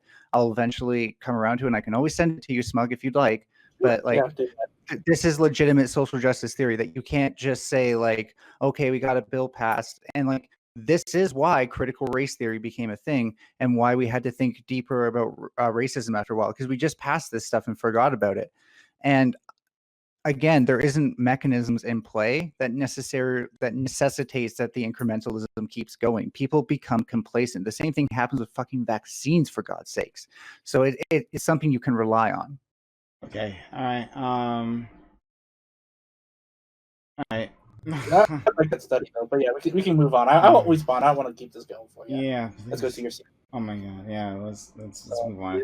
I don't know if we do anything else with this. What's the next topic, Prime? I don't know. I don't fucking know anymore. What was the hidden topic you had? Mental health gets me in my feels. I literally forgot. I have to like remember it again. I was so annoyed with all this. Mental health legit gets me in my feels, so I'm glad we're moving on. I really don't know. You guys want to talk? Have any ideas? I forgot what the topic was going to be. Sorry. Like one thing I'm positive for the next ABE though, like it's up to you and Wiggle. Sure. Like we don't have to talk about it now, but I was thinking like because there was the correct statement that was brought up that as you brought up that how Black women are currently the highest like demographic that are getting degrees at the moment. However, though, like when you look at the job markets though, they're still one of the lowest in order getting jobs and getting promoted. Don't they also have the highest amount of student debt too? Yeah. For demographics. Quickly get on this before. It makes sense. It correlates to more people going to college, therefore more debt within that group. No, I mean like they have a harder time paying it all. I wanted to suggest something to Prime too before we get carried away, and I know I want to have this discussion actually. But Prime, as I've been watching the Derek Chauvin trial, I've been realizing that there's a lot more information now than any other time we've had this discussion. So I was wondering if you wanted to get together some panelists who may also want to go through these trials. I'm watching them day by day. And when the trials are done and either the jury's deliberating or has deliberated, maybe we could have like a panel dedicated to that discussion if you felt like it. Just an idea, putting it out there. That sounds Pisco interesting. panel. Yeah, you need Pisco for that shit. Yeah, Pisco panel. Basically, yeah, we would definitely have to get Pisco. He was crushing it yesterday. I was watching him for a bit. Oh, I missed Pisco? Damn it. Yeah, Pisco was crushing the Chauvin trial yesterday on his stream. Yeah, so. Oh, cool. Oh, okay. So that might be actually really fun, Ninetales, to like, I mean, like, I don't know. It'd be tough to call it like a Twitch Be jury Case because Swiftly I on feel here, like we're, right? we're like Yeah. heavily like at least the people I would bring on would be heavily on one side of this thing. So it's like it's not even Yeah. close Oh to like well, I'll be super familiar with it, and I'm coming from the left if that's an issue. no, that's fine. That's fine. It's just Yeah, that don't no, bring it's my fine. ass on because I was super emotional about it, getting super angry watching the whole thing. So don't Yeah. bring If me it's on. if it's just me versus a bunch of variations of Smug Pug, that's fine. Okay, gotcha. Oh man, we'd fucking. Hey, Smug Pug's a based ass you don't veteran. want, Give yeah, him a you don't break. want that shit. Oh man, if it's anything like tonight, you would not want that. But yeah, I mean, if it was one-on-one, we would have had a bit of a different Hey, discussion. Smug I got- Pug served. I imagine he has some of these disabilities you guys Yeah. were arguing about. So give him a break. At least he was Gotta- cool and didn't lay all his cards out there. I know. You got to remember, I rode with the OGs on Prime's panels. I debated Wait, with the what's big wrong with dogs. that? What I'm saying is, Smug Pug is a veteran. He probably has some of these mental health issues that you guys are arguing about, but he didn't bring them up in the debate, which is a very I honorable wouldn't, thing. I wouldn't claim Is any. it so? It's less honorable to talk about what you have. Well, Seems I, kind of. I talked about what I have, so whatever. Yeah, call me less honorable, but I'm saying bringing up your I own just- personal issues in a debate, like refusing to bring up your own experience is a pretty honorable move in a debate. I think that's a It really keeps bad everything stereotype. level-headed. I think that that's exactly the thing that contributes to the lack of discussion that allows people to like minimize disabilities when people with disabilities do No, talk. Ninetales, I have all the disabilities in the world. What I'm saying is it takes a lot to not bring up your own disability No, in a debate. I get You're what's coming from that yeah, angle, I get sure, what's wrong. By, yeah, well, he's making a simple claim. It's just like don't use like try not to use things to win like white knight effectively. Like don't white knight shit. so Yeah, I, But I- nobody I- is. I- I hate I- no, Oh my That's god! good. All right, so I think what Swap is trying to say is that like some people Simple. and not accusing anyone here, certainly not doing that, right? But some people like within the context of some debate, right? They use their own personal experiences to gain legitimacy, right, for the arguments. Just like, oh, okay, well, I went through this, so my prescription must be better than your prescription, right? I think that's all he's Yes. just trying to say. But like, no one did that here. No one did that here. But I think that's all he was I did that. saying. Okay. All right. So, I mean, your anecdote was super helpful to like getting people to understand what somebody who's been disaffected by the system looks like. So don't think that like that somehow applies to you. No, it does apply to me. I use the hell out of it. You Yeah, know, one of my friends is a doctor, and he told me my life didn't start off fair, so fucking use everything you can. Oh yeah, just to no. get What I'm through. saying is keeping the debate at a fair ground, right? Yeah. Like you don't go into an experience or personal issues. That's how you keep it it at a fair playing field, right? No, I That disagree. was the People argument I was with making. people with disabilities got to speak up for themselves. That's I have fucking disabilities bullshit. and I didn't do it. I just laid out my shit and I was like, I came in late, y'all. No, debate there's it. Yeah, no no, it's shame. fine. There's I no think- shame to bringing your yeah. disabilities to the table when I'm- it's part of I'm a discussion. ashamed. I don't think there's any. Yeah, I don't think you shouldn't be ashamed about bringing it up. I think Part of like, my ultimately- disability is being ashamed about my Yeah, disability. no. So But like, Okay. sorry. I can say that I have literally seen people come to, and I've talked about it before, people have come into this chat, right, and tried to use their trauma to shut down everyone, right? It's like, well, I had this trauma, and so, like, if you go against whatever my, whatever I'm saying now, right, or if you put me into a rhetorical corner, then it's like, well, you're traumatizing me again, you're traumatizing me. People, some people do that. Yeah. So that's the Well, thing that like- happens. No yeah, one well- here did that. No one here did that. I want to make that very clear. No one here did that. But that's the thing that happens. So Oh yeah, no, I think Personal like, stories well, make I think sense, like though. yeah, no, it does. No, but like I think it's like this. Like I'm a fucking white dude that talks about black issues all the fucking time, you know. And so here's the thing. Like yes, you can give your personal anecdotes or personal feelings. You can even give emotional arguments. But like ultimately though, those need to be coupled with solidified information, like with like either studies or factual or statistical analyses to where your personal story is complementary and enforces that information. But if you're just speaking solely from your personal basis, that's not going to have any grounding anywhere if you can't put it into the data. Oh no, I agree. And I think that's ultimately what Swamp and Prime are getting at. But this is a chicken Yeah, and egg restricts issue, right? it restricts No, it's debate not. to argue Yeah, emotional yes, issues. Yes, it is, because if you want to collect data properly on Okay, something, you no, have to but be like able this, to set Prime good says- categories. Let her No. finish. Sorry, Okay, did you finish? like- Sorry. Ninetales, I want to make sure Like- you finished. Okay, all right. Well, Like- sorry. we can make this very simple. Like this is the hypothetical I use all the fucking time, and in particular when people talk about like about allyship and shit like that. For example, like Ninetales, let's say hypothetically, you are very knowledgeable of systemic racism, which I'm sure you are though, like to a very broad extent. Now, let's say there was a black person who is saying that doesn't exist. Do you have the right to talk to them about it and debate them? Oh, you're actually asking me. Yes, I'm actually asking you. You have this. Okay, this so why- you have this I'm just, statistical information.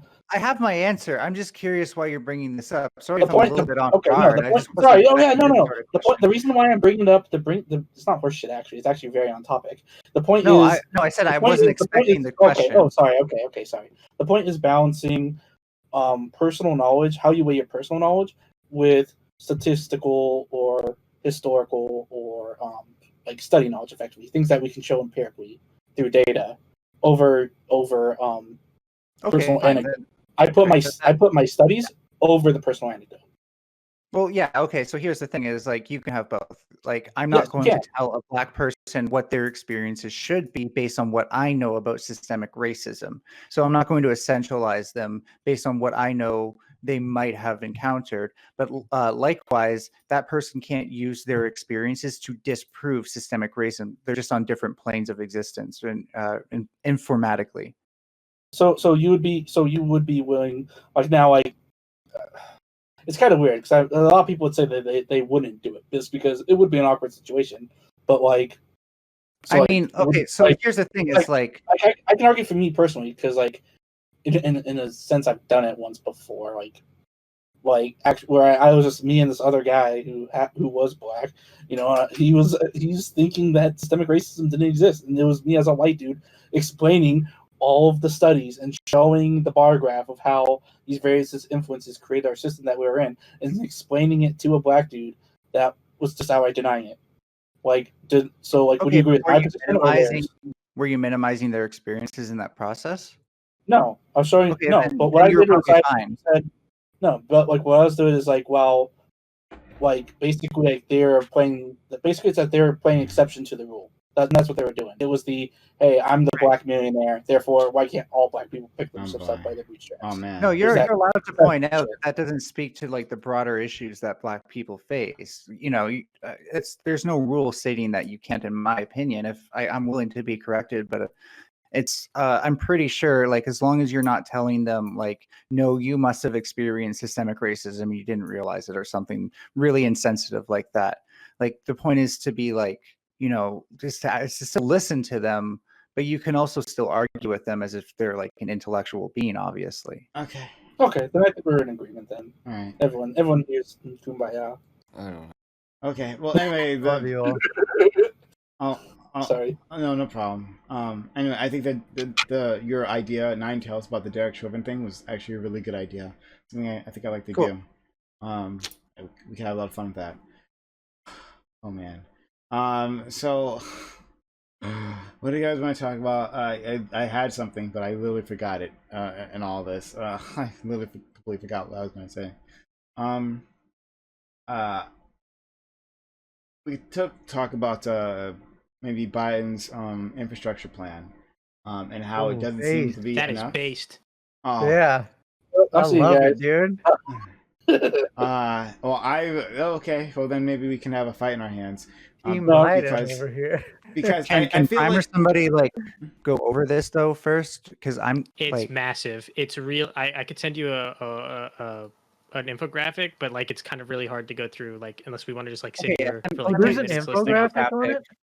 yeah, Yeah, so it's- send me oh, that. oh, Yeah, Put it in USA the- Today released an infographic on it. could you send Put it in it? Twitch Sam, chat. Could you Sam, put it in VC chat. yeah, VC chat. Yeah. Let's talk about I something. put it in Twitch and I'll put it in VC chat. Nice, dude. Okay, yeah, let's take a look at Your this. business. So yeah, in case you didn't know, Biden has released the $2 trillion plan for infrastructure, and so okay, the thing is, the bones of the plan, right? Like the things that it covers, for the most part, are actually really good. Like the areas it's targeting, like, are solid. So I want to give Biden credit for that, because he seems to be hitting a lot of really important pieces, right? Like important things that need to be improved in within the states, like electric vehicles. Adding 500,000 electric vehicle stations across the country. That's great. Like that's wonderful. Amtrak repairing backlog improvements to existing routes and expansion. That's great. Modernizing bridge, highways, roads, and main streets that are in most critical need of repair. Fantastic. Should have been done a long time ago. Love it. Right. So he's got a lot of inland waterways, coastal ports, land. Like improving our waterways. A lot of work needs to be done. Upgraded airports, like so much good stuff. Right. A lot of great stuff. However, it's the amount. Right. Well, that's what's killing me. Right. So it's how much money? Only $2 trillion. When it Isn't needs this to just be the first plan though? Or 2 package? trillion. I mean, let's But Let's it's still think- being modified too. Yeah. let's think aside from government. Is $2 trillion a lot of money to all of us regular people? Yeah, but we're not. That's This just- is Well, that. a relative. Yeah, so it's 2 relativity is billion. horrible So, argument. But we all know that the government is terrible at spending money, so 2 trillion doesn't seem like a lot of money. it's Dude, not. ARP was so good. So- So that was 2 trillion. Look at that, 18 billion for U.S. VA hospitals. I'm sure that'll be spent terribly. No, but I'm going to okay. tell you right now, I've watched a lot of YouTube videos of just people who this says modernized bridges, highways, roads, and main streets. And you might think like, okay, that's just roads. But no, that also means like the waterways that go beneath them. And those things in America are fucking terrible. Every water has channel its that I own watch, That's a separate part of the bill. no, Yeah, it's there's taken. a Okay, but I'm just letting you know it is taking care of the Department of Transportation. Waterways is 17 billion. Yeah, no, there's you need that. $111 billion Yeah. for water infrastructure. Yeah, People fucking which do is that. which is great. I'm saying that it should have been more. In fact, it was going to be more, right? If any of the reports that had been coming out of the administration previously are to be believed, that it actually was going to be more like 4 trillion, right? And then there was a 3.5 trillion report, and then he comes out with this 2 trillion report. Why? Why did that happen? I think it's To I thought- satisfy isn't it just Republicans, The that's first one why. though. Well, hold on. I thought they were doing 2. Wait a minute, hold on. Well, Satisfy Republicans, Swamp Fox. He didn't introduce his plan. Like, how satisfy Republicans? He didn't even introduce it. Because like, Biden's is a center Democrat. Yeah, That's exactly. why. So yeah, sure. No, So the dude. issue here, Yes. the Explain it issue now. here that I think Justice is trying to point out is that this is not even the complete. We don't know if this is the complete bill. This is we've been getting this kind of like trickle out of what it is. That like earlier today, there was even less information on what this Yeah. bill is. We're continually getting more information, and it could be bigger, it could not be, and there could be reasons why he didn't make it bigger. Right? He's been meeting with a bunch of different boards of different senators and different other commissions to try And to figure out what the historians? best plan is. Yeah, and historians and everybody, right? City planners, people like this that like know what exactly how how to 'cause spend this money. Biden Hold on, wants hold on. these- bipartisan. That's what Biden wants. Yeah. Yeah, Manchin so- does. I mean, yeah, so they all everybody even Joe Manchin asked for more. Joe Manchin Yeah. asked for more. So right, Joe Manchin, the actual president, if my fucking Twitch panel is to be believed all the time. Yeah, the guy who we always go to, like, oh, can we ask him if we're allowed to do anything? Yeah, Joe Manchin, he wanted more money. He wanted double what this is to be offered here, as far as I know. So if that's the case, who is he negotiating against? So was it Kobe? Biden's a Bush, I forget fucking hold on. Republican. Hold on. So I think it was maybe it was Nine Tails was talking about, like, you know, maybe one of you were talking about how, like, you got to go in here you got to go here from a tough position, right? Your position in a negotiation strategy, right? And then you compromise from there, right? But he's already with a compromise at 2 trillion. What's it going to look after? So if this is the proposal, right? if this is indeed his actual proposal that he's gonna he wants Congress to consider, well then Congress is gonna cut this, right? So if you think 2 trillion is impressive, and it's not, right? 2 trillion over 10 years is not. But if you think it is impressive, well then it's gonna be once the Republicans get through with it, who are It'll be absolutely going to fight this, 500 right? If we billion. can get a single Republican onto this, I'm not sure if this can be passed with budget reconciliation. I have no idea. Which means it can it? Did they say so? A lot of it can. Okay. Let's take I'm bets not, on it I right couldn't now. tell you, like, it's going to be like it all 500 depends on billion. parliamentary, but from what I'm pretty sure, a lot of it can. So okay, hold on. So I see you purple in disguise. You're saying because Manchin doesn't have to figure out how to why do you need to finance this? Why do you need to finance this, right? Because this is the exact deficit hawk thinking. Oh well, how are we going to pay for this? How do we pay for literally any of the other things that we've done? Like any of the Fraud, things waste, we've and done. abuse. That's how we So, oh pay my for God, it. please, Swampfox, you got to stop interrupting me. You got to stop doing that, please. Sorry. Like, don't more. Thank you. How do we pay for any of our these other priorities? How do we pay for the 1.9 trillion that we dropped for COVID relief? How do we pay for that? How do we pay for the wars? How do we pay for any of these things, right? So so I would say once again, this I don't want to go into a whole MMT thing. That's another discussion. But the U.S. can find money for its priorities when it needs it. Like that happens. It happens literally all the time. As soon as there's something that we want to make a possibility, then it happens every single time, right? When it's something for the rich, it certainly happens overnight. When it was talking about bailing out the banks, this would be something that would help the entire country. The entire country. So yeah, I'd say that oh, hello. That's nice of you to join us. Purple in Disguise. Hey. So I would Hey, what's up, dude? hello, hey, nice to have you here. So I would say that well, did you hear what I was saying? I was talking to you. Yes, I did. Okay, you caught that. All right. So I would say that the money isn't the problem, it's the political will that's a problem. Well, that is okay. It's kind of interesting because you in the US have kind of a weird system on how budgeting works. Because you're right that the deficit hawk thing, like talking about, oh yeah, we can't spend that much money. You're right. On a national level, that's kind of bullshit because you guys, you just print more money. You don't give a fuck. But Manchin is, I believe, not in like on a national scale, right? He's a like senator. He's a U.S. senator. yeah. Yeah, but he is from like a specific state, right? Yeah. I don't know Yeah. which state because I don't know shit about like specific. West Virginia. West Virginia, you're right. So he obviously loves that all the infrastructure in the entire US and in his state is getting upgraded. And as a national politician, like he doesn't really have to give a fuck at all about like financing anything. Actually, I didn't know that he was a U.S. senator. I thought he was like a governor or some shit. Honestly, He used to be a governor. Oh, okay. Well, That might be my why bad he's then.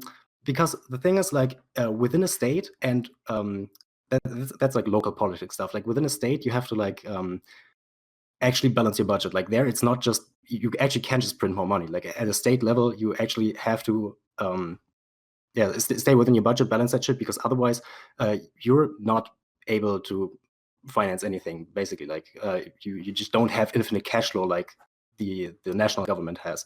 So honestly, yeah, this is probably based on me thinking he was a governor. So but yeah, if he's like actually a US senator, I suppose he would be more concerned with he wouldn't need to be as concerned with financing anything either. So that's my bad, I guess. It's Yeah. kind of a mix because he's such a red state, but they're probably going to want infrastructure stuff, so they're probably like a lot of the local people are pushing them on it. Like you got to help us because those states need the funding from the federal government in order to do anything, like you were saying. So if they don't get that federal money, they can't update their state. They're kind of screwed. They have to wait for the federal government to come in and give them money. Hmm. And like this also looks really good on Joe Biden because he can talk about how it's going to make federal jobs, right? Like these infrastructure jobs need people to work on them. This is going to create jobs. This is something that he can push towards for like the right-leaning people of, or the more left-leaning people of the Republican Party. Like, look, this will make it look like you're working with us. You're going across the aisle, and we're making jobs for you. Come on, this is like all good. This is ways that he can push this and get it through. So we'll go to Yeah, I just don't know if he can get 10 votes. we'll get Swamp Fox, and then we'll go to Ninetales. All right, so my problem is like I'm gonna place this bet right now. If I lose, I will donate $100 to Prime's panel, and you can write my fucking name down. But Biden's the candidate of bipartisanship, so he will wait or take whatever the Republicans will give him, which means this $2 trillion plan will be dropped down to 5 to 500 billion. Mark my fucking words. If it does, I will give Prime goddamn $100 donation. Wait, if it goes to Biden 500 Biden's billion, you donate? yeah, I will donate $100. If I'm It right, doesn't. I will donate. If you're right, Because I don't want to If be you're right. right. That's the key. I want it to at least stay at a trillion to 2 trillion. Hold on. Dillinger, could you mute yourself? We're getting a lot of feedback from you. If you could mute yourself, please.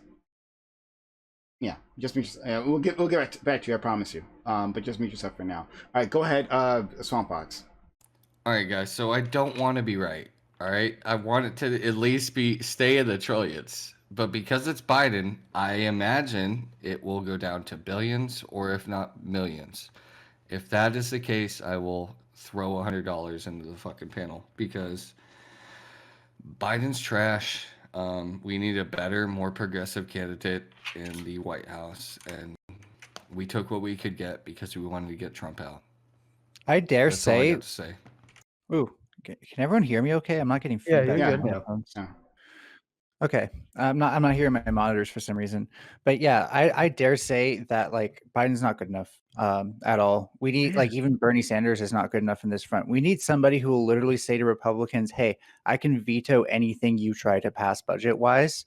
So unless you want anything to pass, we're going to start with what I want first." And I then think Bernie would have been okay. No, I still think he's too bipartisan for this. I think what the reason that the Democrats don't get absolutely slayed, and both literally and figuratively by the right, actually truly mobilizing its voters is because they capitulate so much. And I do think a problem is like if we were to get a candidate in like Super Bernie who would just tell the Republicans like this is how it goes and this is how it be until I'm out of term or you get more people in the midterms. They're going to push back with the think tanks they have. They're going to push back with the online rhetoric that ends up being pretty good outreach as far as voting blocks go.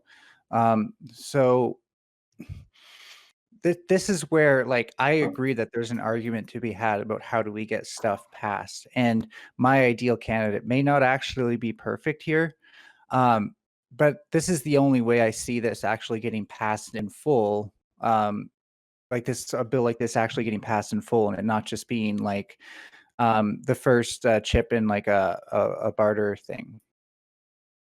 Okay. I meant to say haggling, but it didn't work out as well. Haggling? Haggle? Now we're going back to philosophy.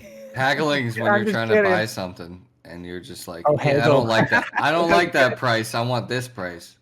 So let's open this up to I guess there are newer people who just stopped by. Hello, Dillinger. How are you? Oh, you're muted. Yeah, you're muted. You're muted. So unmute yourself and we can. There we go. Hey, How are you doing? doing all right. You wanted to add something? Is this a debate or what is it? No, it was just a discussion. What's the discussion about, if you don't mind me asking? Okay. So we were just talking about Biden's infrastructure plan. Oh, the stimulus check? No, the infrastructure plan that he just revealed today. No, the $2 trillion infrastructure plan. What's that all about? I didn't even know anything about that. We'll look Okay. it up and then we'll move on and come back to you. Okay. Anyway, thanks. So next person. Hello, Cartipole Conf? Hi. Hi. Yeah. Well, I haven't had. It's a pretty big thing or whatever, right? I just saw the one link the one guy put in the chat. It looks pretty promising. I think if they can, pass stuff through budget reconciliation, there's no reason they won't be able to pass it the same way they got most of the stimulus passed. Oh, I mean, it's an infrastructure bill, right? Yeah. It's a little. It should be a little easier to pass because it's not. It's not. You can't just argue that it's like free money or whatever, right? Sorry, say it again. You can't. It should be easy to pass. Well, like it should be easy to pass, right? Like, I mean, a lot, yeah. Like even people on the right tend to get behind infrastructure. My only problem is I'm not sure the people on the right are operating in good faith. It depends. It depends on whether they see a political advantage, right? Like if money is coming to their state and they feel like they can take credit for it, maybe I don't know, but I don't know. I don't. Hey, that's not fair, Prime. You don't think that's fair? I was Republican in like November, and now I'm a libertarian socialist. So, like, hey, What the hell? you But can I change don't wants think minds. that's going to happen to GOP. Like I what? took an 8-point test. Okay, so I'm a libertarian socialist now. Okay. Yeah, I don't think that's gonna apply to the larger GOP though. But okay. Yeah, they suck. Sure. But you're saying, Cart, that most of this can be passed through the budget reconciliation. I'm not sure. I actually don't know. If it can, I mean, it's like infrastructure, so it should be like pretty budget related, right? I'm not actually sure. Doesn't Sam? Do you know? You had your hand up. I don't know exactly if it can be passed through budget reconciliation, but I do know that some of these projects are not even planned. They're planned for over the next 10 years. So it's probably going to be a lot easier to like say like, oh, we're spending 2 trillion or like this much money over 10 years, right? Like it's not like these are like long-term projects, which is a problem because like again, we could have the next president come in and just like screw it over, but not all of these projects are like immediate. So like you can make some compromises there, and I think the idea of like, oh, we're gonna make jobs is like the biggest thing you can use to like pull people in, because that's like the number one way you can like pull support in, I think. Yeah, that's what I mean. It should be easier if it's an infrastructure thing. Okay. Yeah, I totally blanked when I talked before because I was going to point out that like there are a lot of other things you can use against Republicans in this. Like, why don't they want better roads? Like, if you want to tell people to pull themselves up by their bootstraps, which is a funny term in its own right, like then like don't you also want people to have the infrastructure to get to work? Just thinking. Yeah, and sorry, have go ahead. any of you guys been to a foreign airport and then been to a U.S. airport? Our airports are fucking trash. Okay. I mean, they're not like literally the worst in the world. Or Our something. airports are worse. I've been to I think like they're all I- at least 30 years old. I don't They're know. all very Maybe old. go to some airports in Brazil. Dude, go to Berlin Airport. That shit is fucked. That shit's just fucked on the compared scale to you the can't even U.S. imagine. airports. No way. Dude, they had to construct that shit for like 20 years, and then they just found out that like the entire construction just didn't work, and they just had to shut it down again. And I went to an it's- airport in Taiwan that was better than U.S. airports, so I imagine Berlin's a little bit nicer than our airports. So Well, I No, mean, that's not to be how honest, this the old works. Berlin airport is pretty good, but I would say new that one I've sucks. been to a lot of international airports as well, and a lot of other the shock when you go from their airport to our airports it's real. It's real. I don't know. I haven't been to all the U.S. airports, so I'm sure there's some major ones that are nicer than others. But I've been overseas a lot, and they've got some really nice airports. Dan. Yes. Canada might be worse, actually. Hmm. Just saying. I've never taken a flight to. No, well, scratch that. I was into a Toronto airport and I got snowed in during that huge ass fucking blizzard a few years ago, which really fucking sucked. Holy shit. Sorry. Yeah, it is what it is. It was like little record snowfall at that time. I got snowed in and whatever. I don't want to remember that. Danagram. Well, I guess on the topic of airports, of the European airports that I've been to, my complaint about them is they all seem to be so far outside of the city that you have to take like expensive, at least again where I've been, you had to take expensive public transit to actually get into the city from where you were. So like Gatwick in London, and then I don't know, wherever I flew into in Rome, same thing in Greece. Like I don't know, just kind of irritating. They have the At one in least London at that's least in the middle of the city. yeah, there is that one. So like I said, of the airports that I've been to, so I understand that London has one, but in the other countries I was in, they just all seem to be on outskirts. And then flying in and off of islands in Greece is a pain in the ass. It really sucks. That's fair. Like a small airport, we're talking about like big airports, right? Like the Netherlands or fucking Qatar. You know, every airport that I've been that's been like a large airport, obviously like a little shit town airport in Djibouti, Africa, is not going to be as nice as the one in Qatar. What I'm saying is like majority wise, the US airports compared to Europe, compared to Africa, compared to the Middle East, compared to fucking Russia are fucking trash. Let's Joe Lewis, thank you for being so kind as to raid me of 65 people. Hello, everyone. So I'm guessing you all of you know who I am, but in case you don't, I am Prime. And we do these panels. Right now we're doing an open walk-on panel. These are members of my audience who have happy to walk in. I am complaining about Joe Biden because it's my happy place. And makes me really comfortable after a nice night of yelling about what was it? Talking about disability benefits. Like it comforts me to talk about how Joe Biden's just trash. So if you enjoy talking about these types of things, we love to have the exclamation point open in chat. Let you know how to get involved. And if not, if you just want to sit and watch, well, you're welcome to, but also hit that follow button, hit that notification bell, so you know I'm going live because we do it 6 days a week, right? So, but thank you, Joe Lewis, for being so kind as to raid us. I hope you had a great night afterwards. All right, back into it. So, okay. Are there disagreements? And I think there are. As to like, is this enough? Assuming this is the like a final bill and this is nothing else to it, right? Like assuming this is it, right? Do you think $2 trillion is enough, or should we have taken this opportunity to go much bigger, right?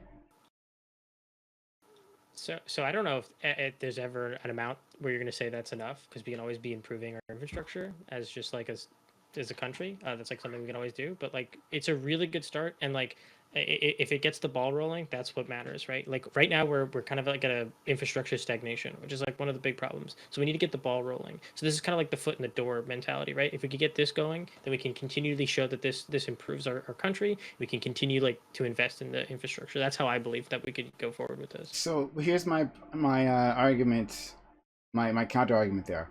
One, I think I know the resistance to this that we will meet will be just as great if the number is 2 trillion or if it was 6 trillion, right? Like the people who are against this, right, who will be against this are against it no matter what the number is, especially those who are just doing it because Biden happens to be a Democratic president, and so fuck them, right? Like sure. So yeah. so I like if you were arguing, if on the other side we had people were arguing in good faith, right, and who were simply skeptical about infrastructure, right, infrastructure improvements, then 100% I'd say you'd right. But that's not what we're facing. We're facing like an endless resistance to this, and beyond that, I'm sorry, my thoughts are a bit scattered, but like this saying like getting a foot in the door. Here's the thing, but in politics, right, in American politics especially, right, you usually have like 1 or 2 big shots to get something done, right? We get like, as a president, when a president comes in, he's got 1 or 2 opportunities to do something major. Now there'll be other things that you'll pass, certainly, right?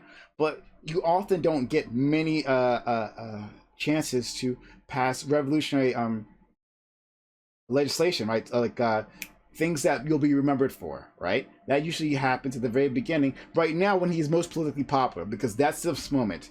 As it goes on, people get upset with him for all kinds of things, right? Some of the things legitimate, some illegitimate, but his popularity will go down, and he will have less of a mandate and less of ability to get anything done. So now is the time. Now is the time to put everything on the table. Now, like if you put down let's say a $6 trillion plan, right? Let's say $6 trillion. And you put down a $6 trillion plan. Is it going to get everything? Well, no, right? Because it's going to have to negotiate with the other side, right? With the people who are against them, and they will whittle it down. But you start high and let them bring you low, rather than you starting low and them bringing you even lower. Does that make sense to you, Sam? Yeah, it does make sense, and I would love to do that. But I think again, the problem is that we haven't invested publicly in infrastructure at this scale in a long time, and that like we need to get that ball rolling. That's my big concern, and I understand, and I would love for it. Like I'm a huge advocate for infrastructure. I want like massive public transit overhaul. Yeah. I think public transit is like one of the big problems we have in this country. Like it's massive. But I just want something. I'd rather have something than nothing. And I think that like trying to wait, the problem with trying to wait and trying to fight for this is that problem, right? Your political will goes down over time. So if you can get something in now and you can continually push that and showcase that you're doing good for the country, your political will might go up. But that's my point. But that's my point right there, right? That's the first thing I said, is that, and this is my perception of the matter, and you may disagree with it, right? That the amount of resistance is the same. So you're saying get something over nothing, as if we change the number, if we scale the number down, then it's more likely to pass, or it will pass sooner. I'm saying that's not actually the case. I'm saying that no matter what that number is, if it was 1 trillion, I'm saying we would still see the same amount of resistance that we'll see with this plan. So that's why I'm saying that if you're going to have to fight all these people who are bad faith, right? Who are bad faith from the beginning, right? Well, then start with the highest number you can, rather than a compromise. That's my point. Because can I just quickly respond? Because sure. Yeah, because I find that like people aren't that simple. So maybe like politicians don't actually care. The politicians who wind up voting on this bill.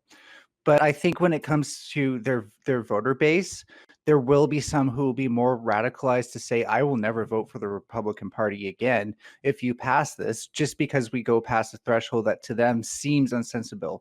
People have their own personal sensibilities, and you can radicalize people by pushing them past that with these sort of things. Is this the same woman who we just spent 2 hours talking about? Like the revolution. Yeah, I was making the social justice argument then, but the social justice argument doesn't weigh out the same here. Hold on, no, are you serious? No, we just spent. Yes. So you're going to take the reformist route now? Disabilities. We're talking about social justice with passing bills. That's some pretty nuanced takes, to be honest. What difference does that make? What difference does that make at all? Those were some pretty nuanced takes earlier, to be honest. I misinterpreted it earlier as well. Like, I actually kind of should talk to you in chat. I'm sorry about that. I kind of misinterpreted what you were saying. I don't know. I think that's not necessary. Yeah, what I was talking about there is to protect people with disabilities, and what I'm talking about here is actually getting it passed. But also, what are the Kobe is rolling over in his future grave with what you just said. I know. Oh my God. But what are the like? These are different perspectives that I'm operating from. The perspective here is what is in the mind of a Republican who wants to get reelected because they just barely kept their seat in Congress, and so if their voters turn around because of the amount that you chose and start saying, I'm never going to vote Republican again, they're going to be heavily motivated to vote against this bill. The Republicans expanded their hold of the Senate. They expanded their lead, right? No, excuse me. No, not in the House. Excuse me, in the House. In the House they did. And not in the Senate. The House they did? No, in the House, yeah. Whoa. In the House the Democrats have smaller majority. In the Senate, it flipped to McConnell, from McConnell to Schumer. Okay, but either way, all I'm saying is that they don't want to lose more ground. And if their fan base starts telling them they're going to lose more ground because they chose 10 trillion over 2 trillion, that will be significant. Okay. Okay. All right. Amazing. Danagram, please. And then purple. Cool. Okay, so I guess a few things now. So last time I looked into this, it seemed like, and this was like, oh God, 3 years ago, it seemed like economists agreed that what we needed was like $1 trillion overhaul of infrastructure to kind of get things to like get the ball rolling. So I think that Biden is making like a smart move, asking for 2 trillion for a few reasons. Like Prime pointed out, they're gonna like the counter proposal is gonna be less money. We already know that. So that's fine. As long as we get enough money to accomplish, I hate to say it this way, but at least we get enough money to accomplish like the bare minimum of like an infrastructure overhaul. On top of that, Biden is also trying to be a bipartisan president, right? And so I know that we're as partisan as we've ever been at this point in history, but the fact of the matter remains that there are actually quite a few people who are in the center, right? So if Biden asks for $6 trillion, that does chase away a lot of people who will potentially vote for him during like his second run. So if he's reasonable with what he asks for, that's a lot more appealing to the people, to the moderates, right? Okay. So anyway, Oh. I'll just leave it there. Okay, so I have a response for you too. First of all, cool. I don't think politics works the way you described it. And so we've seen this throughout the year, so it depends on how long you've been paying attention to politics, right? But especially if you saw during the Obama administration when exactly these types of fights would happen, right? There would be this thing, well, we have to moderate ourselves, right? We have to moderate ourselves for the people and make up a town, right? Make up a town in the middle of a fucking America, right? But for these imaginary people in the middle of America, we have to moderate ourselves because, if we pick a number that seems unappealing, then they're not going to vote for us. Like, how would they, right? But here's the thing: when we have any election, what people are looking for is the economy, right, and like gas prices, right? Those are the two biggest indicators: the economy and gas. How's the economy doing? And do I feel that I'm doing better now than I was previously? Right? That's the case that people are always looking at. That's why Trump, if it wasn't for this pandemic, could very well be in the middle of his second term right now, right? Because the economy was doing well. The economy was doing well before, right? Or at least it was recovering in each way, and it was pretty solid. But then we had the massive crash because of his utter bumbling, right? But if it wasn't for that, it wasn't for COVID-19, he very well might be the president. And Biden barely won, right? In terms of the electoral college, he barely won. He was at 40,000 votes across 3 states. Yeah, if it was a strong economy, they could have easily flipped, easily. So people look at the economy and how well they're doing. So a bigger investment, meaning more jobs, more money into the economy, right? Especially for the people who are devastated. They've been devastated this past year. More money means more likely that individuals will be better in the future, next election, right, than they are now, right? They'll more likely, more voters will see like, this is an improvement. Biden came out for me. What they're not going to do is sit down, right, just before the election, right, but sit down and like, look at this one, like look at all his bills, right? What everything he's got accomplished, right? And look at those numbers. 4 years ago, he put $6 trillion. I would have been more comfortable with $2 trillion. Now, look, I know, like I couldn't make rent money at that moment in time, right? I know that like my job prospects were quite tentative, or that of my members of my family. But $6 trillion. $2 trillion would have made me feel more comfortable if he had put less money into the economy. I don't think people actually think like that. What do you think, Dan? So I would ask you this in return. What do you think the lowest possible number of investment in infrastructure is? What would be like? What's the lowest number we can invest in infrastructure to make people feel like their lives have changed for the better? I would be guessing. I would be, and it's not about feeling, right? It's about. Well, it is when it comes to voting, right? Well, okay. So, all right. So it's two things. So one, it's yes, how they feel, right? But how they feel is actually affected by what's happening in their lives, like all those job opportunities happening.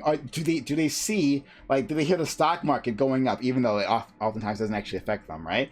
Is the stock market going up? Do they have opportunities? Do people in their community have opportunities, right? There's this general feeling, all right? But I don't know what the minimum number to do that, to accomplish that. I don't know what that is. I'd just be pulling out on my ass. So my guess is that, and again, I'm open to somebody else looking at this information, right? But we have estimates from people who are like educated in these fields. Like it's their job to look at this stuff. So $1 trillion is what I remember. So my guess would be that somewhere south of $1 trillion is what it would take for people to feel like there's a difference. So if we get that $1 trillion, can you say that again? like if that's, could you repeat yourself? I'm sorry. Like $1 trillion, were you getting this $1 trillion number from, and like why would you think that's enough? But please. Yeah, so last time I looked into the issue of infrastructure and like redoing the infrastructure system to like rebuild all the bridges and everything like that, Mhm. as well as like do upgrades with some amounts of investment with like federal grants going to public transportation. Like $1 trillion was what the economists at the time were kind of like looking at, right? So my guess is that if you just like, let's say that that's the effective number Okay.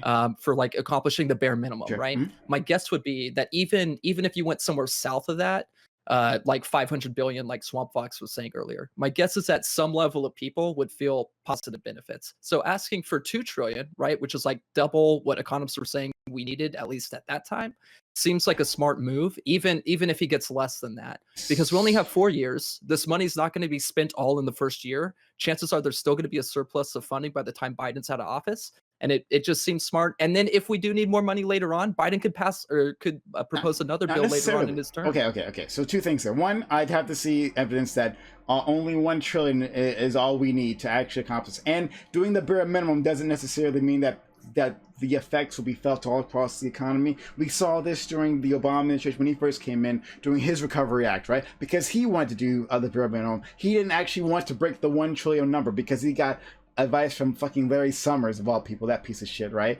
Saying, well, 1 trillion, basically gave the same advice that you just gave and maybe someone else did, right? That there's some number, there's some magic number where the median voter out there, when you cross that threshold, they'll scare them away, right? And so he followed that advice, and then he lost Congress for 6 years. He completely lost Congress for 6 years because the stimulus was not big enough. It was enough. It was enough to actually pull us out of the disaster that we were in, right? After the 2008 crash, it was enough, but it was not big enough, right? And so many people still felt destitute, like the economy wasn't healthy, and then now we are where we are. So I would say that. Secondly, you had another point there that I want to respond to. Could you repeat the last few things you said? I apologize. Yeah. On the previous point, basically my points were there's a bare minimum that we know we need, right? Which at least and I'll look for the exact number for you, or like a source, but it seems to be $1 trillion based off of past research. You can make people feel, right, to increase your votes, right, and get reelected. You can make people feel like you're impacting change, even if you spend less than that bare minimum needed for like better infrastructure, right? Now, I'm not advocating that we only spend $1 trillion on infrastructure, but I'm saying that if you're coming at it from Joe's perspective of he wants to be a bipartisan president, asking for $2 trillion, asking for double what the economists are saying that you need in order to redo infrastructure seems to be a good move. Once again, I don't. And then you had contention with me saying that if you need more, he could like try to pass another bill later on. Okay, yeah. One, that's what it is. One again, show me that number because I don't believe that, and I'm sure I can find other people who would say something differently. But one way or the other, please show me that number. And then 2, that could come back. No, this is exactly what I'm saying. He does it. Not necessarily, right? But Obama thought he could come back for more, but Obama spent the next 6 years like fucking passing executive orders because he had lost Congress, right? Because these 2 years, he doesn't even. Biden does not even have 4 years, right? Let's learn the lesson from Obama. He didn't even have 4 years. He had 2 years to get what he wanted done. You cannot assume that at the midterm he will still have control of the Senate. He barely has. He has control of it by one at this point, right? I will concede that point too. You're absolutely correct. Assuming though that we were to maintain control of the Senate and the House, assuming he has a second opportunity, or there's a possibility that he has an opportunity later. Yeah, and I want him not to guaranteed. Yeah, I want him to increase. So like I say, do everything you can right this moment to ensure that in 2 years people feel like, yes, my life is proving it was right to vote for the Democrats. Do it again. So let's go to Purple. Then Swamp, and then Ninetales. All right. So, as Sam earlier said, I believe, like working on infrastructure isn't just like a one-time thing. That shit is upkeep. Like you said, the plan is supposed to be for like the next 10 years or something. Like in 10 years, you're not just gonna stop worrying about infrastructure. You're just gonna have the same plan basically again for the next time. And I think it's kind of unfair to say that that $2 trillion, or that everyone who would have voted for $2 trillion would have also voted for $6 trillion. Like $1 trillion is a fuck ton of money. And like $2 trillion, that's already like 50% of the annual budget of the US. Like that's an insane amount of money. Like that's including everything. So I don't really know about that. But also, maybe we can actually that's an entirely different point I wanted to make. So maybe we can like finish this first. But Sam also posted the proposed Amtrak routes, and public transport is actually something that, from everything I've heard, is absolutely terrible in the US. And yeah, that Amtrak system actually doesn't even sound like a complete meme. Like that actually looks like a real network. So I'm just going to point maybe out talk about that later on. So I just want to point out really quick, Chicago is not the best place to have a hub going through it. You might think it would be, but it's actually like incredibly overloaded by its subway system as it is. And this is going to really complicate things for that city. Well, yeah, but you would also, of course, you don't only have to, you have to not only work on the connection between cities on like a national and like state level, you also have to, of course, do local public transport, like buses, new subway systems, like all that shit needs to get reworked as well, of course. So I would say to you, Purple, and again, thank you for joining us. Really appreciate you hopping in here. Because it gives me another person to argue against. I love it.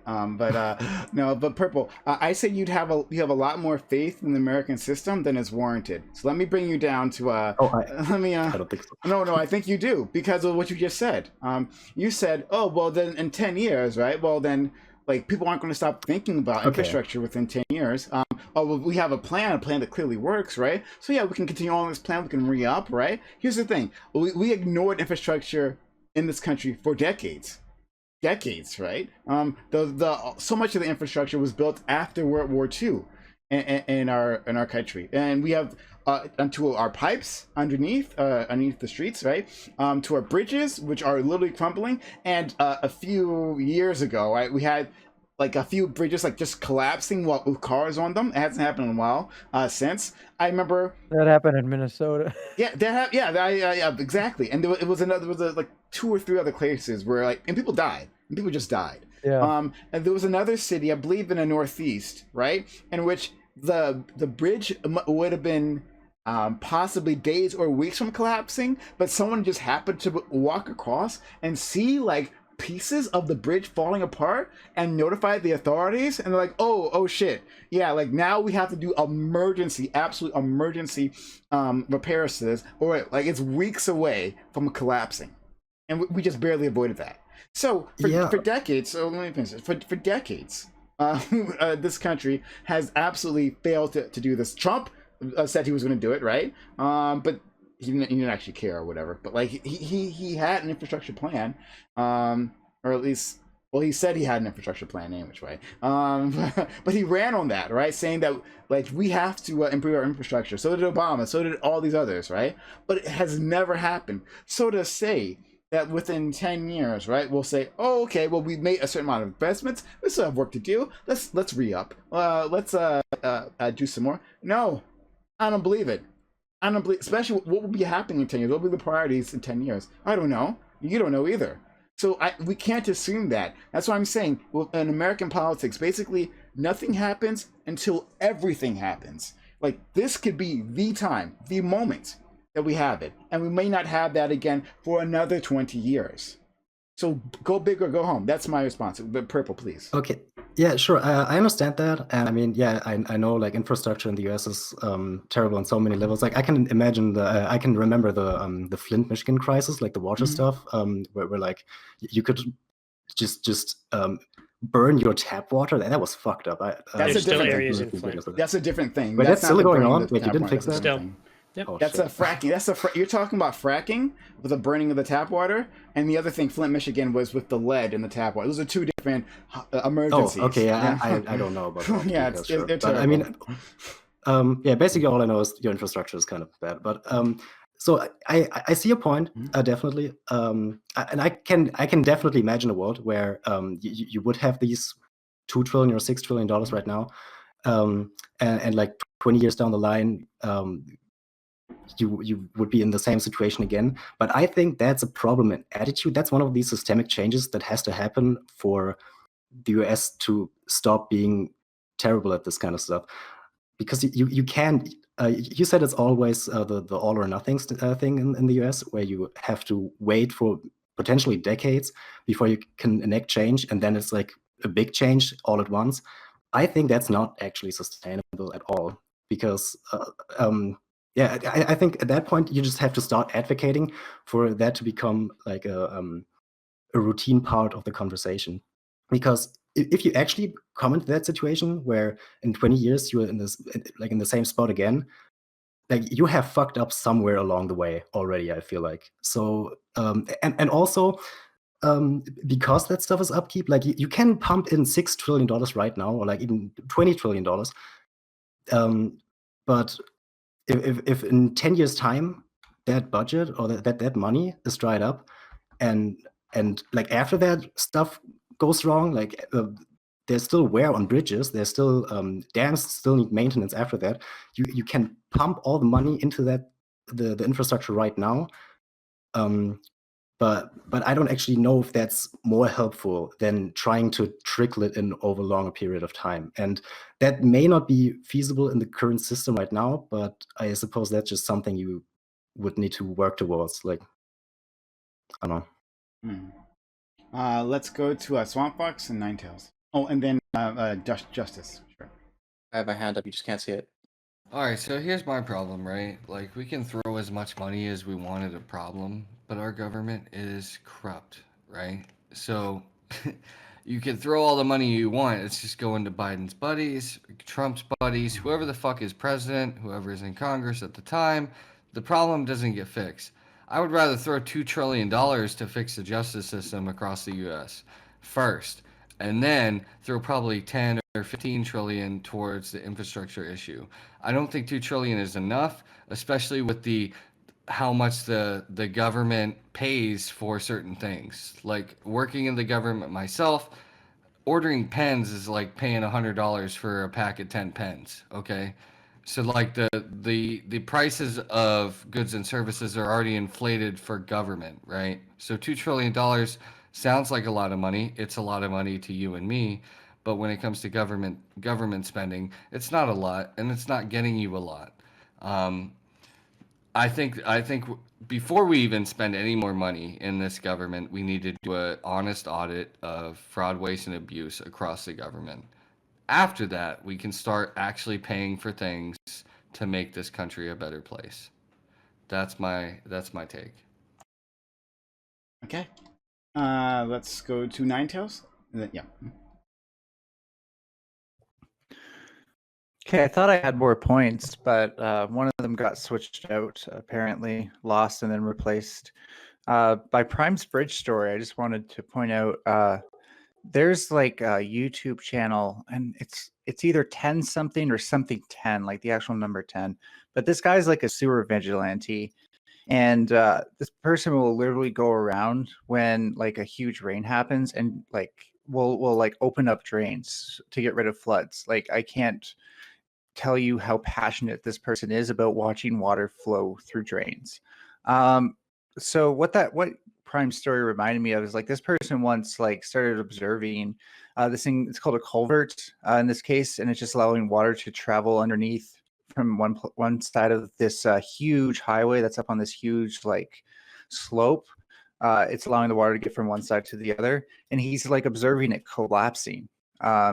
Which means like there's a sinkhole going on, scenario going on underneath this highway. And the amount of shit this person had to do, and this person basically didn't get any reaction from the Department of Transportation until like they brought the media into it. And apparently it was the media calling the Department of Transportation that actually got the Department of Transportation there the day the media showed up. And then everything started, and then the ball started rolling. So like, not only does there need to be money, but there needs to be like better enforcement of routine upgrades of this infrastructure. Like, I think that there does need to be something more. I remember somebody asked like, okay, what do we need? What is like the minimum we need to have like people notice that this stimulus is this budget bill will actually like benefit them personally. And I think like this infrastructure example I gave, where nobody really knows this single happening, but it was just happening anyways, is a good example. You need to cover all of that shit. You need to get past that point, and then you need to get to the point where you're actually upgrading like the superficial aspects of people's lives, like providing better parks and stuff like that. That is more than just like a sign beside of the road saying, hey, we just repaved this. I don't think people pay that much attention to that. But when you actually provide more to people to access, then they start to notice this, and then it starts to like register in their mind, oh, this is what the Biden government did. A good in-between example between infrastructure and something that actually is like usable by the public would be like the Hoover Dam. That's an infrastructure project that like everybody remembers. And I'm terrible with names and dates and all this stuff, so I don't remember which president did that, but you guys probably do. Hoover, yeah. Hoover. Okay, I was worried that if I thought that, I'd be too obvious, and then if I said that, it would be like the stupidest thing ever. Like, oh, it's President Hoover, and then everyone's like, no, it was Roosevelt or something. It's like, fuck. I'm pretty sure it's Hoover. If I'm incorrect, someone correct me. But I'm pretty sure it was just Hoover. But okay. But thank you, Nine Tails. So let's go to Justice, Cart, Dan, and then Sam. Sure. So this is mainly about like, is 2 trillion enough? Is that pretty much what we're saying here? Yeah. Like whether like, and this is tough for us to judge. So I'll say this. I'll say this for all of us, for anyone here, right? None. I don't. You can correct me, but I don't think anyone here is an infrastructure expert here, right? So we're just kind of like. I'm the best expert, actually. Okay, sure. I'm all the experts. All right. So this is tough for any of us to judge. I'm just going with what I'm reading, what I've been seeing. So that people are saying that you should have gone much more, and they made a convincing argument to me. That's the argument I'm trying to make. But yeah, so that's what we're talking about. Whether 2 trillion is enough, or should he try to do more? Yeah, he's working with a lot of people like historians, economists. These guys know what they're doing. They're not like these. The thing when I hear like everybody's corrupt in the government, Biden's buddies, like are gonna get all this money. It kind of just makes me sad, I guess, that people think that like everybody's just like evil and corrupt or something like that. There's a lot of people that are in there that are just like put their really heart into this stuff, and they sacrifice a lot just to be where they're at. And I mean, there's a lot that Biden's doing that's including a lot of people that I never thought another president's never done a lot of the stuff that he's done. One of the what he said about the unions and how he's had a disability policy advisor in the White House. Is the first time that's ever happened. So when we're talking infrastructure, a lot of these things matter for a lot of people. Well, a lot of disabled people. A lot of the money, I think it was $400 billion, goes to care workers for the elderly and disabled. And that's a big thing that these people with disabilities have been advocating for, is making sure our care workers are paid better wages because they'll treat us better. I mean, evidence shows that too. That there's been studies, and they even cited that in one of the things that they said. The money that goes to Amtrak is probably one of the best public transits for people with disabilities. It's very wheelchair accessible. And a lot of the issues that Amtrak has is it doesn't have its own rails. So this would kind of be able to give it its own rails so it doesn't have to compete with freight trains. I don't know if they're going to make it so it prioritizes Amtrak, like passenger trains over freight trains. That's going to be a hard thing because the United States has so many freight trains compared to like Europe and stuff. And a lot of the things that we're going to have to change, like if you want like high-speed train, like transit, that's probably not going to happen. But we can fix a lot of the rails that we do have with a lot of that Amtrak money, so they can go at optimal speeds of like 125 miles an hour. So this money, $2 trillion, is a lot, but when I first saw this plan, it was 4 trillion, and I heard it was supposed to be 2 packages. Now I've worked with people in the DNC, and that's what I heard. And now this is out. So what I think is this is going to be a 2-part thing where they're going to try to pass this part bipartisan, and the next part will be with reconciliation because they have one more shot at that for this year. So I mean, if that happens, if that's what I'm told is supposed to happen, then the 4 trillion is really. I mean, I think, they'd want to do this with Republicans, and they sign up on it. That's fine with me. I think that's a good deal because 2 trillion. If they go up to 3 trillion, that's good. So I would say in response to Nine Tails, I see your hand up. I would say in response to that, that one, I'd have to see evidence that this is a 2-part plan because that would change my calculus on this thing. But then again, the likelihood that I would say it's better to do one and done rather than have 2 separate fights and 2 chances to fail, right? That would be my opinion on that.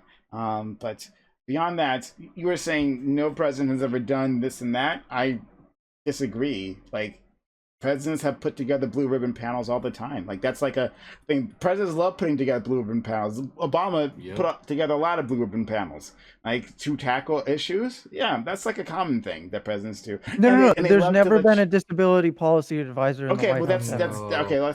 That's one thing, sure. But in terms of the infrastructure plan, right, that we're talking about, I don't know how that. But that is part of it, though. No, right? Don't you see that? That's great, why but they sure. yell But that I'm who talking cares about in the there? wider infrastructure. No, that's important. So I want to make sure I'm not telling I'm dismissing that. That's important. What you're saying is important. Yes, you should have a disability czar, whatever their title is, right? So that people with disabilities are included in every step of these things, right? Because lots of times, well, I don't have to tell you, people who are able. Just don't put any thought into the needs of the disabled community, right? So 100%, that's great. If he's the first one to do that, then that's amazing. But that doesn't tell me whether the larger infrastructure plan is big enough in terms of the amount of money that's put into it, right? So you're saying there's like 400 billion to help the disabled community or the help their caretakers or something like that. Well, then let's make that union jobs 800 and stuff like that billion, and training. right? And that's 400 billion. Let's make that 800 billion. Like, why this number? And especially since there are the progressives anyway progressive groups are saying this should have been much larger to actually accomplish these goals, to actually have a revolutionary impact. Is what I'm saying. So, like, again, I like what's in the plan. I do. So I'm not arguing with anything that's in the plan. That's great, but I want more of it.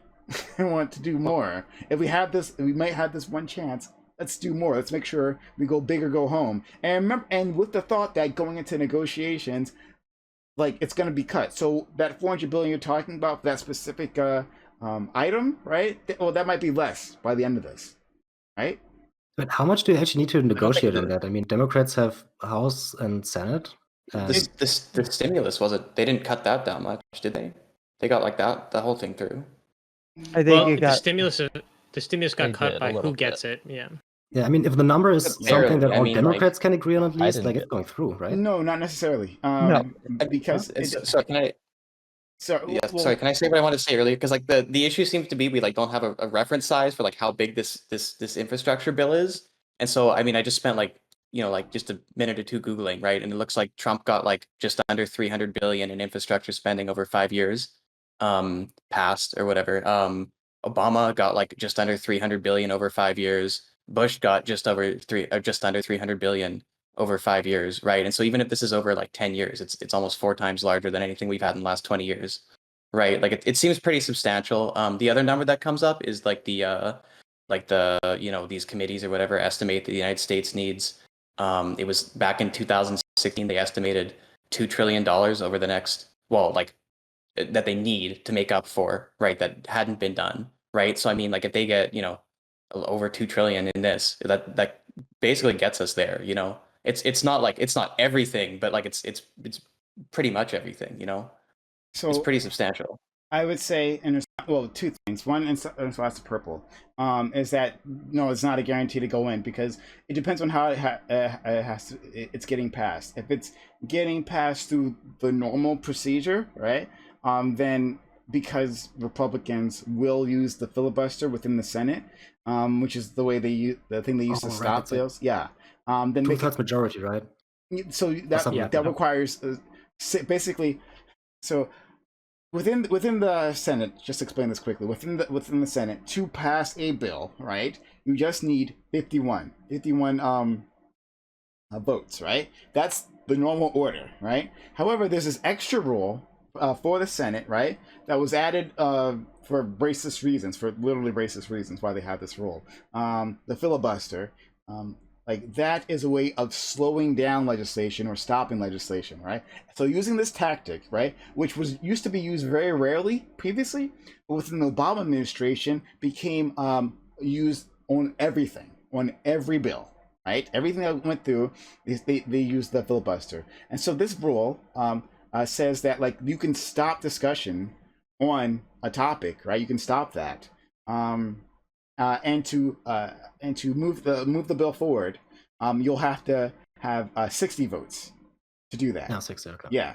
So Biden currently has 51 votes in the Senate. So if he has to pass He it, only has 50. yeah, he has 50 senators, but then with Well, plus the Senate, the plus vice the president, or something. yeah. So if he has to get nine other Republicans to join in, who the fuck knows what this plan will look like if it even passes at all, right? But there's also American the politics other is weird. thing. Excuse me. I just said American politics is weird to me. No, it's I'm sorry. no, it's dumb. Both It's parties terrible. have used the filibuster throughout history. Let's be real. Yeah, but not hold on. But before the Obama administration, you can look at the numbers. There's graphs that show you the amount of time it's been used. It was used specifically for specific legislation, oftentimes to stop anti-lynching legislation, right? But it was like within an administration, it would be used like a dozen, like a handful of times. Now it's used on everything, absolutely everything. So everything needs 60 votes at this point. There's It another. makes sense because And then, if you're like super polarized, like you're never going to let the other guys go through with their plan. If you can just filibuster them, that makes sense. Exactly. Yeah, but it's only if you And can't then- reconcile like any of the infrastructure spending. Exactly, and that's the second thing I was going to say is that there's also budget reconciliations, another way of getting things through, and that's you only need 51 votes for that. So if but I think that you have to have like Apparently, the max 8 Democrats years have of used the spending or filibuster something. more than Republicans, though. okay, sure, but that's not my point. Probably to My block point is that it's been used all the abortion bills and time, so stuff. whatever, it doesn't matter. So I'm saying it's used all the time now. Sure. So yeah, so if you can get through the filibuster, the reconciliation method, right? If that's the case, then we can get it through with 51 votes. So, which is what he has. All right. I guess So- one last thing, and then Please, sorry. go ahead. No, go ahead. Sure. All I wanted to say was it's going to go through the House first, Mhm. and the House will pump it up. That doesn't mean that's what the House does to it will be the end all, but the House will increase it. You already know that's going to happen. Is that the They case? did that I don't with know. the. What's that? How do we know that? How do they know the House will increase? I hope they do. But how do we know? They will. It's because it can go back to them after the end. Because I mean, And if they do, then the Senate still has something to say about that, right? So yeah. But what they're going to do is because the House is more progressive, so they have more leeway to kind of add more. So they're going to do that to capitulate to their representative or to their constituents. I'll just say I hope that's the case, and then I hope the Senate doesn't immediately cut that back down. So I don't know. They will, but I mean, I'm just saying. Okay, all right. Well, But maybe you could get it up to like 2.5 or 3 trillion then because of that. If like the House Dems are like, yeah, 5 billion is what we're doing. yeah. You know what I'm saying? So I would Or trillion. And then I would say to Cartman, like acknowledging the piddly shit that the other presidents were able to get past the 300 billion packages you're referring to, right? Yeah, that wasn't enough then. That doesn't necessarily mean that this being more is enough now. And again, the point is to revolutionize, right? Like not just do the bare minimum, right? Let's say 2 trillion. From what you said, sounds like the minimum to get accomplished. I'm sorry, my computer's like trapping out on me. But let's say the 2 trillion is the minimum. One, you don't want to do the minimum, right? You want to go to a negotiation, assuming you're going to have to compromise. So you increase it. So if 2 trillion was the thing that was recommended by economists, as you said, I believe that's what you said. If 2 trillion was the number that was recommended, well then definitely go for 4 trillion. We'll definitely let the. Well, I said. No, actually said 1 trillion was recommended. So sorry, they're no, literally doubling that. Well, no, did it you say was 1 it trillion or was you say 2 trillion? it was they said No, well, hold the quote was it was like a 2 trillion infrastructure gap or Yeah, whatever he said 1 in trillion. 2016. Yeah, he said 1 I trillion. said it was 1 trillion whenever I last looked, and and I didn't give a deadline, so I don't want to go back and make myself sound better. But from what I remember looking at, it was over 10 years. The $2 trillion estimate, right? We need $2 trillion, and this is from the American Society of Civil Engineers, which is an organization. This is highly vetted. They're saying that we need $2 trillion by 2025. So they're literally asking for double right now what we need to spend over the next 10 years. So, like I said, I think the plan is great. This is what we needed. There's if we want to spend $6 trillion on infrastructure, that's fine. The other estimate is that for every dollar we spend on infrastructure, you get between $3 and $6 of money back into your economy. So by all means, spend more. But again, $2 trillion is double what we need, and it seems like that $1 trillion remark was correct. And I'll send you the links to these two, Please, Prime, if you send like. me that. I would love to see that. Cool. Do you want me to private message it to you, or you I can put post it in the DC chat too That's for fine. everybody? Yeah, who's everyone interested? can take a look at it. Yeah, I want to see that chat. Yeah. All right. Okay. So yeah, let's. The next person in line is Dan, Sam, Nine Tails, and then we have the new person here, Arangar. Sorry, how do you pronounce his name? Arangar the Red. Arangar. Or Okay. So we'll go to Dan, Sam, Nine Tails, Arangar. Let's go. Sorry, I figured I was up next anyway. So let me just a fun fact. According to was it like some Oxford study, the global economy needs to invest about $3.7 trillion a year into infrastructure between now and 2040. And then for these people in chat who keep asking like where we're going to get the money from, I don't think that you guys understand the concept of investment or like how government funding works at the federal level. Like we can not that I advocate for this, but number one, investment is good. So if you're getting between $3 and $6 for every dollar you spend, by all means, invest in it. That's why it's an investment.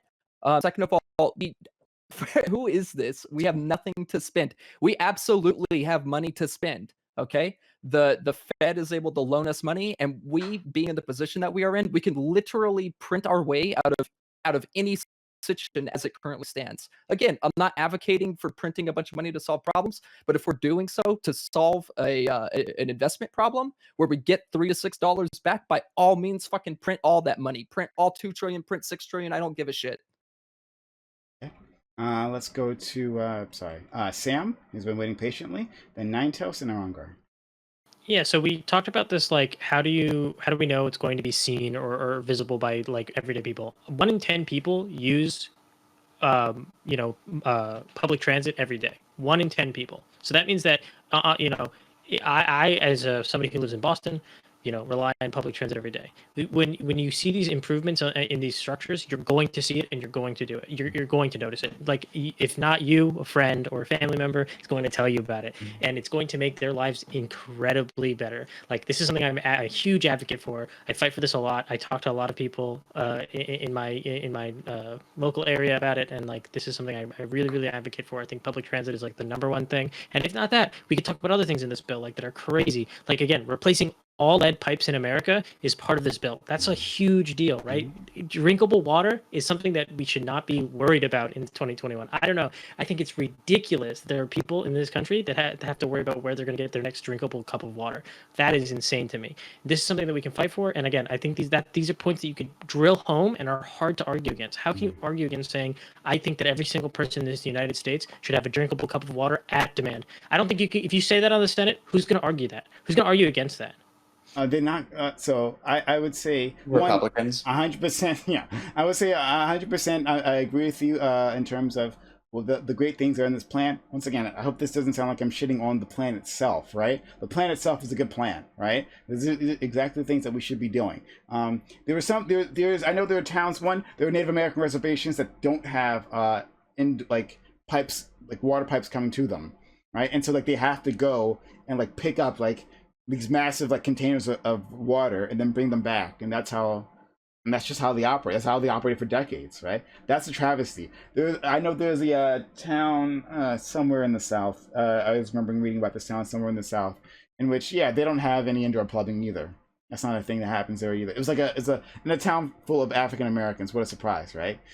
So there are a lot of places that, yeah, you have to worry about where you get your next drink of water. So if Biden and this plan is going to change that, that's absolutely the case. 100% love it. And in terms of which we were talking about with the subways and the public transportation, just as passionate as you are, and I love hearing about this because I've gone abroad and comparing what they have to what we have, it's painful. Big facts, Prime. Big facts. Yeah, and I mean, like, I live in Boston, which is one of the best. Like, Boston has one of the best like public transit systems in this country. Like, it's like one of the best. You can get from one part of the city to another in like an hour at most. It's like I wouldn't amazing. compare to bullet trains overseas. Let's get real. But bullet trains are not for local transit. That's for like cross the country. You're not going to a bullet train to go from Southie to North. Like, you're not going from Southie to North Boston in a bullet train. You're just not doing that. That's like I don't not know. something that It worked happens. all over Japan. I don't know. Also, our cities are built differently than in Europe. Europe didn't adopt a car as quickly as we did, Yeah, so we built that's our true, cities too. around the car. Yeah. Which was a mistake. Yeah, but if you have actually why Boston is rails, actually that's so kind of good. dumb. I mean, Also, if you have the those rails that are built, you can put a bullet train wherever the fuck you want. It's not I don't a think you hard can. concept. I'm not sure You you can't. can. Not You cannot put a really, I bullet don't train think you wherever you can want. do You that. can't Think just about, put a like- bullet train anywhere. Yeah, Sure, okay. a lot of the public transit in Boston are buses and trolleys, right? They're not underground rails. They're trolleys. So like we got to remember that. But like even there, like it can be improved. There's a lot of improvement to be made in Boston. It's nothing compared to some of these other like European cities that have crazy public transit. Yeah, we can't. Yeah, we but can't. like, Sorry. okay, one thing is also the American cities are just way further apart than anything in Europe. Like the scale is actually unimaginable. Like in Germany, for example, if I want to like go to the other side of the country, I'm in a bullet train. Takes me like, I don't know, like 5 hours, 6 hours, something like that. In the US, in the same bullet train, that shit would take me like 2 days probably. It's ridiculous. I mean, well, that's Yeah, but kind of it's unreasonable. better than Amtrak, right? I mean, maybe, sure. Oh but yeah, yeah. Also, Of course, it's better than Amtrak. well, so yeah, why but, not? but better Right? than yes, Amtrak. everyone has Amtrak well, sucks. not everyone. I has a mean, car, dude, maybe, but- honestly, I'd rather sit on a 2-day train ride than fucking get on an airplane. But China has like I'm actually not sure how big mainland China is to continental U.S., but I imagine it's something Close. comparable. Is it something? Yeah, something comparable. Yes. And they've been putting bullet trains everywhere. Everywhere. It's amazing what Yeah, they've but they accomplished. didn't have cities developed. They really. also have 3 times as many people in the same area. Yeah, but this is intracity. This is not in city, but it's, intercity. Excuse me, not intercity rails, right? So like the like the makeup of the city matters less if it's in between them, right? But Well, it matters how the close cost they of are infra- and how many people will like take the trains. sorry, what? Sorry, say that again, please. Cart. Sorry, are you saying inter or intra? city? Intercity. Yeah, well, it matters like how close the cities are and how many people are in the cities, right? So like in America, I think like it's generally recognized that only like the northeast coast and like California could support actual like Japan or the East Asia style like bullet trains or high speed rail. Yeah, Like, we you just can't, don't like, have the yeah. population density. That makes no sense. If that's the case, then great. That's fine. Then we'll have bullet trains on the East Coast. Let's then bring in more people. Yeah, You're I mean, like, I why don't know. why would they have bullet trains in general if it wasn't to get from point A to B in the fastest So, manner let's- possible? Yeah, Let's- but the problem. Oh, I'm sorry. No, it's fine. I just there are people waiting, so I just want to make sure I hit Yeah, them sure. up. Nine Tails, Arangar, and then we'll go back to Dan has his hand up again. Okay, so I'm clearly breaking away from the topic here. I'll be lucky if after all this I remember what I'm thinking about bullet trains. But I'm going to take that as a sign that I'm no longer part of this discussion and take my leave because I'm tired anyways. So yeah, as far as going, I think Sam was responding to a commenter, and I responded to a couple too directly in chat that we don't have a problem with inflation at all. Or sorry, you don't in the U.S. I don't know what Canada's is. We probably don't either here in Canada. And yeah, have at it. Like if anything, too low of inflation can be a problem too, and that's what the U.S. is suffering from. So take advantage of that and like stop playing into Republican whims on inflation. Actually, I want to congratulate most people on this panel for not bringing up like the where do we get the money from thing too much or anything like that. That was actually a bit of a success. I do agree with yeah, disability justice, that we need to prioritize passenger over freight. I know it's just a weird random thing, but that's a really good point. I definitely think Sam said something about like if we improve transportation, then people will just notice it. I think noticing is not like as far as like being like successful political strategy. Noticing isn't the same as associating. So just because people notice that like the infrastructure is approved doesn't mean that they're going to be like, oh yeah, it was the Democrats who did this. Most people don't even know what level of government handles that sort of thing. So for all they know, it was the city that improved all that. Whereas like sometimes it's both, and that's confusing for some people to even comprehend. Yeah, and I guess like last thing for the night is that like bullet trains are like more efficient energy wise. And that's like the main reason you should want to implement them. Is like environmentally speaking, you can get a lot more transportation done with less energy. And like considering that energy in the future is like if you really want to employ carbon taxes and stuff like that too, energy is going to become like a more commodified resource. Not that it isn't already, but it's going to be even more commodified. It is really important to think now how we handle energy as far as infrastructure goes. Ninetales, I gotta say, you made an amazing point there in terms of, I mean, you made a few good points. But the one about the association, I completely went over my head. I forgot about that. That, yeah, this is the problem with the Obama administration is that even the things that he did, so he had that stimulus, right? But then a lot of those projects, people didn't seem to realize it was because of what he did. And he didn't get credit for that. And then there was the thing with the tax credit, was it? That he did, right? In which and someone can correct me if I'm wrong, if my memory is mistaken, right? But he wanted to stimulate the economy, right? So basically, because of what economists said, and it was a smart thing, right? Was that like he left a little bit more money in each person's check, rather than giving a one lump sum like the Bush administration had done previously, right? To like stimulate the economy. So just leave a little bit more in people's checks and they're more likely to spend that, right? And it helped. It was great. However, people didn't notice that. They didn't associate that with them. And so when that program expired and like their taxes went up, the Republicans attacked Obama saying, look at the Democrats raising your taxes. Like, no, it just actually just went back to what it was previously, right? We already stimulated the economy. You just didn't notice that we did it. And so you got none of the credit for it, right? Despite actually doing a smart move. And then Trump comes in and then he gives you a stimulus check and he's like, I'll make sure, I'm going to delay the checks till you make sure my name gets on that check so that everyone knows that I did it. And that's important. Politically, it works.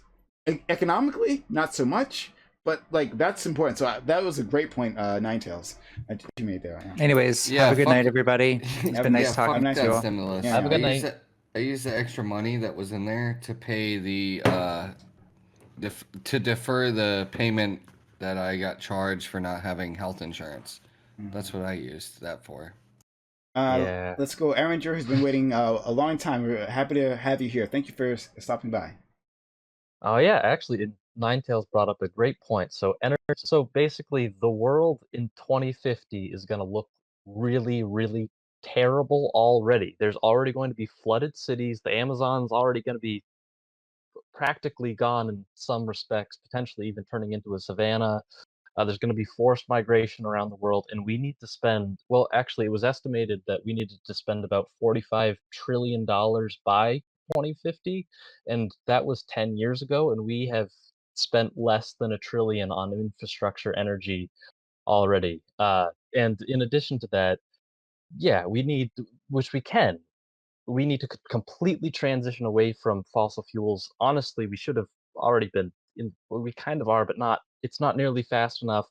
Most of what we're building right now, actually, in terms of what we're putting the money towards, is not like wind turbines and solar panels. It's gas turbines, which are more efficient, but we're just building a tons of gas turbines to try and deal with the peaks, of energy, to try and stop brownouts now, when actually we should be focusing trillions of dollars and labor force towards specifically green energy. I go to school for this stuff, and literally we cannot afford, like, the economies will collapse if we do not invest 10 years ago a lot more than we already have.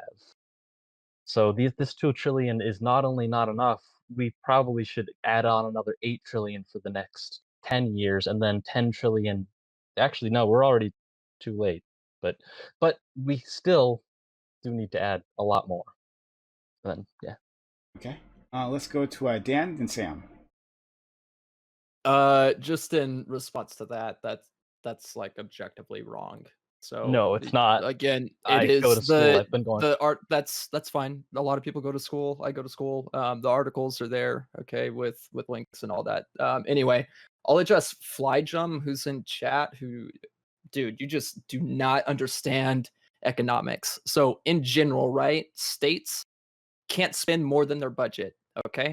But at the federal level, the federal government can borrow money, okay? So what we're talking about here is an investment. We're not talking about spending money on war that we're not going to see back. We're talking that for every dollar we spend, we get $3 to $6 back, okay? And not only that, but even if we didn't get any money back, we still need roads. You still have to get to work. So are you proposing that we don't spend any money at all? If, like, dude, you are, oh my god, you should really just hop into this panel if you're going to keep talking the way you are, because you demonstrate like a fucking third grade Republican's understanding of economics. You are just beyond dumb. Infrastructure pays for itself. Like, I think is what your point is. Like the dividends So yeah, does we're talking literally an investment, right? Like you Mm. literally get money back from it. So anyway. No, but I think you're absolutely right. Like the high-speed internet thing. That's part of the plan. Again, I like the plan. I hope people don't get the wrong impression. I love the plan, right? I want more of the plan is all I'm asking. But like the high-speed internet, investing in that. If more people have high-speed internet, for one thing, good for me, right? Like it'll be good for me, because there'll be more people, customers who might be on Twitch, who might stumble on this channel. You might donate, right? Like literally, it's actually better for me. No, seriously, like it's actually better for me, and better for anyone else, right? Who's on the internet, all internet companies, right? Because they'll have more customers, because more people can take part. Like that's an investment. That's literally helping the economy by building out that infrastructure. So I'm with you, Dan. Let's go. Yeah, and I just want to point out, Flyjum is now going back, or he's definitely backtracking on his position. So you may have never said that we shouldn't put the money towards the issue, but you questioned where we were going to get the money from, and then I brought up spending and printing money, and you demonstrate like no knowledge of how this happens. So go look it up or join the panel, argue your point, right? Otherwise, just shut up, because you really don't know what you're talking about. Fair enough. Okay, let's go to Sam. Yeah, so I want to combat this idea that like we're not putting enough effort into green energy. That's like an entirely different bill. Like we literally Biden's plan is to make an entirely different bill that is focused on green energy. Not only that, but this bill, which is not focused on green energy, already has a lot of green energy part of it. So while this is not the focus of the bill, there was another bill that's focused on it, which is an important thing, and we have the executive order that's also focused on it. The climate is a huge part of Biden's administration. That's not part of this. This is addressing a specific problem about infrastructure, about the quality of infrastructure, not the efficiency, the quality of infrastructure. It is related, but not the only thing. Okay, we want to make sure that the infrastructure itself, so like the actual rails, the actual bridges, that is improved. That has nothing to do with the environment, exactly. But those are important things. That's what this is. This bill is specifically focusing on that, not the environment. And then again, the environment. Arnard already he made this entire like Okay. platitude about like how it's the energy is like the most important thing, and it is an important thing, and I like fight for the environment. And it but is again, related this to is transportation. yeah, it is, but like again, we're not arguing about that. Like I don't think anybody's like saying that we should make like all of these gas powered things. Electric vehicles is like one of the big things on this thing, right? Replacing the entire federal fleet of vehicles with electric vehicles is part of this. That's like a huge thing. Yeah, it's just like the low-hanging fruit you can get while you're also doing infrastructure, but yeah, environmental changes, that's like an entirely different topic, and that's gonna get a lot more pushback from the Republicans as well. Like you couldn't fit You that have all to into fight that this on your bill. own. Yeah, Yeah, exactly. that's You why I couldn't fit think that they're all doing into two this bill and then packages. expect this to pass, like even with $2 trillion. They would never do that. Yeah. Oh, so that's what yeah, that's what was my whole thing. That was supposed to be two different packages. For one, they were gonna do bipartisan. One, they were gonna get through budget reconciliation. I mean, that's what I think he's talking about too, Sam. Which the second part is likely gonna be the budget reconciliation part. So I think that's what. Sure, and I don't think anyone would disagree with that. That is probably a good idea here. Yeah. Okay. I was making sure, I guess. Yeah. I mean, it just seemed like to me that's what he was arguing. That he was saying we should make it $10 trillion to include all this environmental stuff. But like the problem is that we can't. We like you have to fight for that on its own. You can't fight Yeah. for it on the same bill. Like these have to be separate bills. Unfortunately, that's like just how our system works right now. If listen, if we had 56 people in the Senate that were Democrats, damn, I could say we could put a $10 trillion bill on the Senate floor and get it passed, but we don't. We have 50. We have a slim margin that we have to work with as Democrats, and we have to work with what we can. You know, what we could do is we pass this bill, pass some other stuff, come back in the midterms, get 56 seats, get whatever, get as many seats as we can, come back and put that $10 trillion bill 2 years from now. Okay, that's I'm what we just should saying, work for. I just don't think they probably. If in 4 years or 4 years, yeah, Midterms they are in do 2 take years. more, yeah, midterms, yeah, sorry, 2 years. If either house does go to Republicans or the House, Senate, whatever, I think this is why we specifically need to be putting this in now. And okay, maybe 8 trillion. Okay, I think it's not enough, but maybe that's too much to pass to the American people.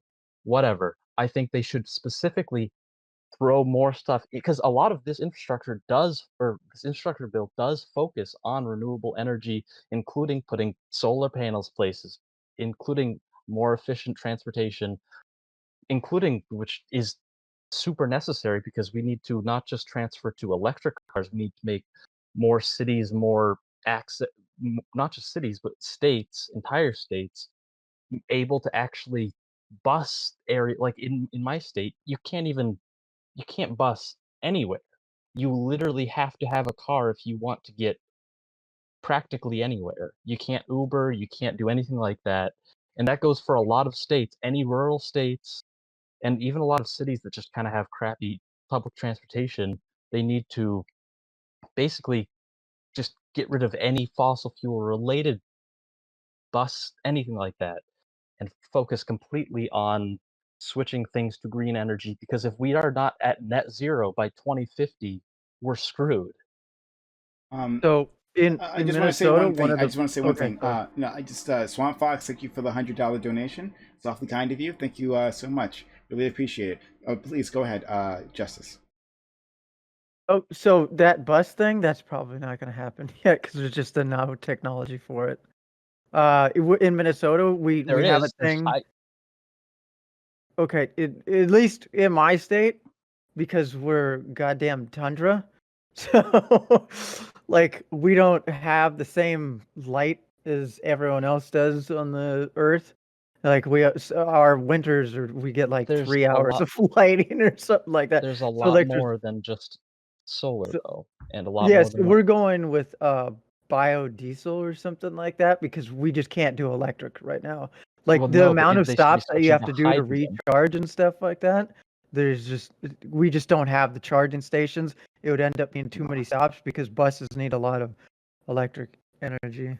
Iceland currently has switched all of its buses over to hydrogen, and that's one of the biggest things in the future, actually, that I believe would be great is pushing more hydrogen vehicles, hydrogen bus lines, hydrogen is going to be big. Currently, a lot of the hydrogen is produced from natural gas, but that's only because natural gas is cheap.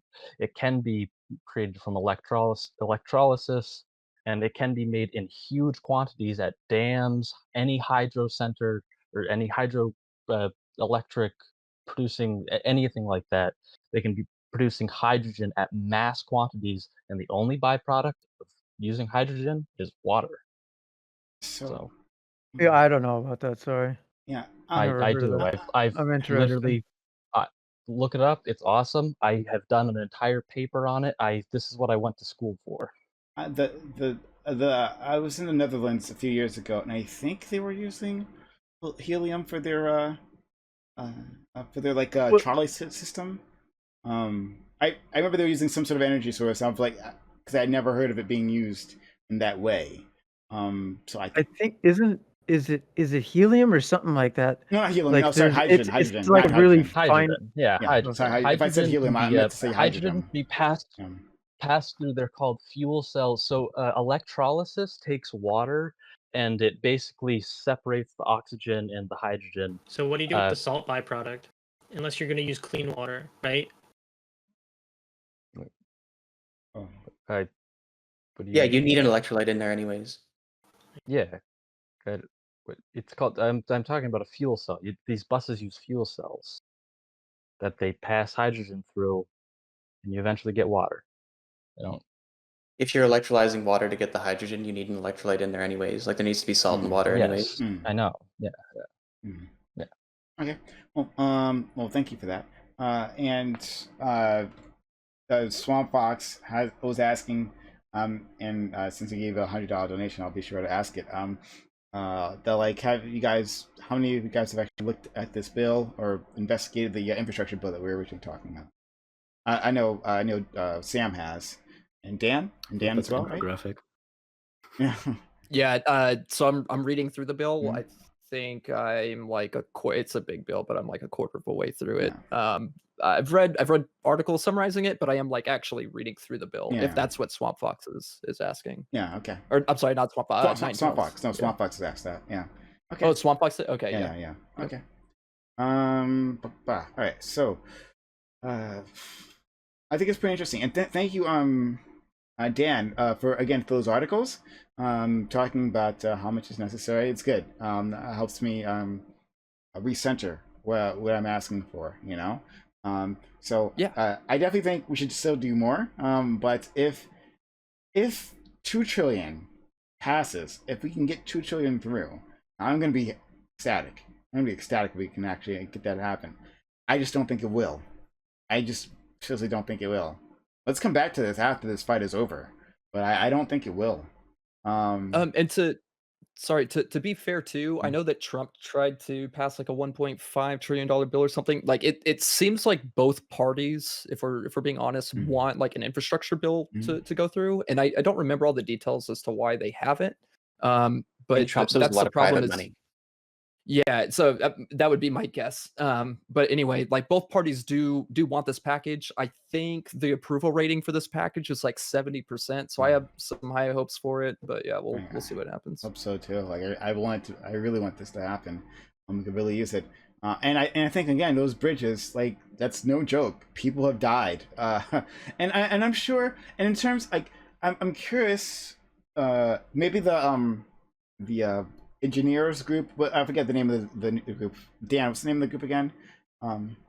Yeah, that's the American Association for Civil Engineers. Yeah, ASES, something like that. I'm curious if they've come up with some sort of estimate of like how many people who may have died because of our poor infrastructure, right? So there's an obvious thing of a bridge collapsing. That's something we can all see. But like if our water quality has been degraded, right, and not catastrophically in the way it happened in Flint, Michigan, right? But like slow degradation of water, like people will die. A certain number of people will die from that, like each year.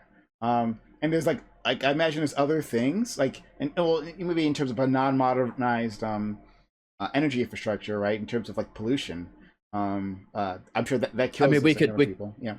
we could talk about like emergency responders trying to get through traffic during rush hour in Mhm. big cities, Mhm. right? Like there's a whole surplus. It's always easier to talk about like the economic costs because Mhm. that's an easier measurement. Mhm. But yeah, I'm sure I'm sure if we looked at the cost of life due to bad infrastructure, we would be kind of disgusted. Yeah.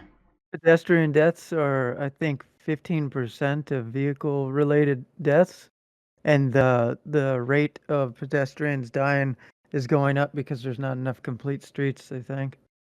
Like, I think it was Urban Institute did quite a lot of studies on that. Just and mainly who ends up dying is older people and like little kids, because there's just not sidewalks and lighting in a lot of Bike areas, and typically lanes. the people who get like, and it's usually in the poorest areas too that are missing these essential infrastructure on streets. I mean, and that's done by the transportation. So. Yeah. And then there's the economic loss that's done like when your car is destroyed, like by hitting potholes, like it lowers the lifespan of your car. You have to do more maintenance, and a lot of people cannot afford these maintenance. Please. My town actually has a budget literally just for giving, like when you have run over a pothole and your tire gets taken out, my town has a budget that you can go to the town office and be like, hey, why did my tire go out? And they're like, oh, sorry, here's the amount of the tire. Wow. It may actually be cheaper for them to do that, to even try getting enough It is. funding. That's why they to did do it. that. Yeah. And there were some roads, like infrastructure is something to get passionate about. Like I think Sam agrees with me here, right? There are some roads that in America, this happened. I want to say this is during the Obama administration. Yeah, I'm pretty sure it was the Obama administration. There's some towns that literally went like de-paved their road. They unpaved their road and made it back into gravel because it was just cheaper that way. They couldn't afford to maintain the roads, so they made it back into gravel. That happened in America. Thanks, Obama. Yeah, thanks, Yeah, we have- Obama. There's tons of stories of like cities and states like starting a road project and then they never finish it and then it gets destroyed and they have to restart over again because it takes so long. There's a bunch of different other things. They lose funding halfway through. There's a lot of different stories like this across the United States. So it sucks. Yeah. Yeah, and also the way some infrastructure works at the state level is to take bids from different like roadwork companies, right? So different companies compete to get money from these budgets. And something that doesn't get talked about, something that I've observed here in Arizona where we have roadwork all the time is since it's the lowest bidder that always wins, sometimes road work isn't done correctly. So by my mother's house, a road was paved and there was about a 4-foot difference between, or sorry, 4 foot. There was like a 4-inch difference between the asphalt and then like the concrete drainage. So it was like going over a speed bump. They redid that whole road because of that.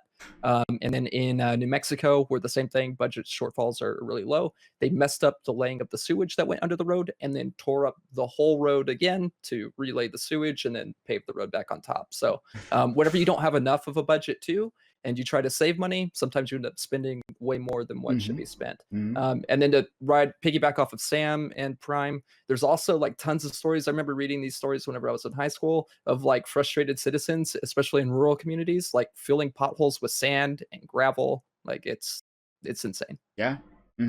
Wasn't it like what pizza company filled in potholes and tried to use it as a promotion? Domino's Was that did it, yeah. Domino's? I know that the citizens filling in potholes, some citizens were actually getting fined and arrested because they didn't have the correct like licenses to do it, and the city was getting upset at them for doing it. That was a huge deal. I remember maybe like 10 years ago that I remember some stories and when I was in high school. Remember that. I vaguely remember that happening.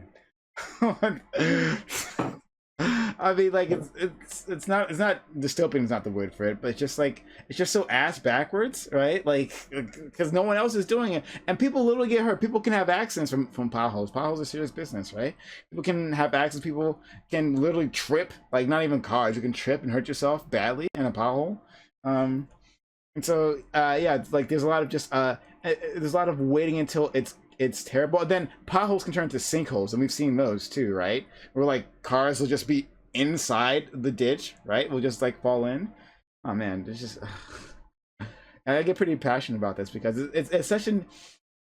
Because like if I didn't know America, I would come in like Purple did, and I'd be like, well, of course, this is an easy solution. Just like, invest in this and just reinvest in, just keep up the maintenance, right? And it costs less when you do that, right? When you just like keep up maintenance as you go. But we didn't do that. We literally did not do that. We just ignored it. We ignored it for years, right? And now it's in an emergency. Like looking at that report that Dan was talking about, right, with the American Civil Engineers group, like. A lot of that stuff could have been fixed previously and would have cost us much less. The longer we wait, the more it costs. And we just hadn't done it. Hey, in Germany, side note, I'm sorry, but in Germany, is it true? Did they bury the power lines in Germany, or is that everywhere, or is that somewhere? For the most part, yeah, pretty much all power lines are just underground. Well, there's like from like power plants, there's like overhead lines going basically through the countryside, but otherwise it's all underground. That's so nice. Yeah, it really is. Like honestly, when I learned that is not the case in America, I was like actually shocked. Like I never even considered like seeing like power lines run through the city and shit. Like that's weird to me. But it does make maintenance easier sometimes in certain areas. Yeah, I can imagine. That makes sense. Yeah, sure. Boston has underground power lines in a lot of places. So. What's the benefit to it? I guess I don't understand. What's the underground difference? power lines? They're just out of the I way. don't- It's for like out of the bigger way cities. from things, from like trees falling on them, things like that. Yeah, thunderstorms. Yeah, less power outage. Yeah, they're just less vulnerable to environmental damages. Like basically, they're just buried underground. They're like insulated from everything that could possibly happen, and maybe you need to like do maintenance once in a while, but that shit is just safe there. Yeah, it's protected like all other lines. Well, we have every other line is, except for maybe telephone lines, but like every other line is underground, right? And they're protected, so it's just like those, right? Like you don't necessarily, when the storm comes through, like lose like access to gas, right? Because that's underground. So same thing. It I is can't even more. remember the last time my power went out, and we get fucking super blizzards here. That's good. So I don't. It's Yeah, happens we in get my tornadoes city. and blizzards. In my area, it definitely does happen. Yeah. Man. For private residences, it is more expensive to run lines underground most of the time, but then to just have them directly overhead for maintenance and stuff like that and installation. But other than that, there's just mostly benefits for underground. Yeah, I mean, that makes sense in certain cases. Fair enough, but And actually, though. You can only do underground for the most part for the ones that go to your house. The big ones that he was talking about that go along the countryside, those ones who have to go through a step down transformer. Otherwise, they have what's called, basically they can shock the ground. It can be bad because when the ones on those big transmission lines run at a much higher voltage, and they have to be stepped up in a transformer from the power plant to go long distances. I got 5 minutes. What was that? I got 5 minutes. Oh, Pisco. Oh. You guys are mad about something? Yeah, we actually have been coming together. You missed all the vitriol. We've been coming together to talk about how good like infrastructure investments are. Oh yeah, it's great. Yeah, I love infrastructure. Infrastructure. Glad that the president is pushing for it. Yeah. Listen, I think it's really awesome you guys are talking about ways to make it better. Yeah, definitely. I think there's a lot of room, a lot of room for agreement, and I think there's some bipartisan agreement here. It's just, and Pisco, what do you think about this in terms of like the likelihood? So what I was saying previously to these guys is that I felt like Biden should have gone for a bigger number, and I felt like because the argument here was that, well, $2 trillion would be easier to pass than like a $4 trillion bill, for instance, right? But my opinion is the amount of resistance will be the same, will be literally the same. That no matter what that number is, especially the fact that a Democrat's passing it, Republicans will have an equal amount of resistance to it. If there's deficit hawks within the Democratic Party, well, they'll hate it one way or the other, right? And from what I understand, Joe Manchin actually wants it bigger, which is unusual. So, do you think that that number matters so much? Well, I will say as a first pass, not that it's enough, but just to put everything in context a little bit, $2 trillion is an unfathomably large amount of money that like the human brain can't comprehend totally. Now, on the scales of the United States, obviously, money goes quick, and I'm not trying to pretend that 2 trillion is the only number that can never exist. But I think given the state of the Senate and how split we are, and the tightrope he's walking, and the fact that whether or not anyone cares, he's trying to look somewhat like he's appeasing the right wing, or at least some Republicans a little bit. I'm not that surprised that the number is 2 trillion. I think people who argue for it to be bigger, they might have something to that, but I'm not a expert in the financing the government or programs, and I don't even know what's in this infrastructure, but I think it's like I've heard about pipes and some other stuff. It's about pipes and other stuff. That's exactly what it is. Pipes and other stuff. Getting rid of all the lead. I'm not gonna sit here, and I'm sure you guys have like very smart arguments about why it should be bigger. I'm curious to learn more and get like your your elevator pitch. What? No, this is the end of the fucking. You way too long. This is over. Look, come back tomorrow. Oh, I'm gonna be part of the hippy dippy thing, the Rumble, whatever. I'm gonna be on Dylan's panel, so it's gonna be. Oh, nice. Yeah, that'll be great. Nice. So come back for that. Go to Dylan's channel for that. Dylan Burns TV. So I'm gonna be there. We love your support. And then we'll have our open panel afterwards on this channel. And then of course on Saturday we'll have the Primetime Royale again. It'll be great. So come for that. Thank you, Aringer, for stopping by. It's really nice to meet you. Thanks, Purple, who had to leave. But yeah. Thank you, Dan, for coming through once again. Thank you, Justice, as well. It was nice talking with you. Sam, as always. Sam is a regular here, and we definitely appreciate having him, especially since he always disagrees with me. I love that. It's a lot of fun. He's a lot of fun. And thank you, Cart, who is also brand new. And Les, thank you to Pisco. I begged him like a fucking half hour ago to come on, and then now he's like at the very goddamn end. Whatever. I brought my lazy ass down here, and then it was over. I'm sorry, guys. I'm sure it was a great conversation. I don't have very strong opinions, but thanks for having us all. Yeah, and I will see your panel. Please. Off you go, everyone else. Bye.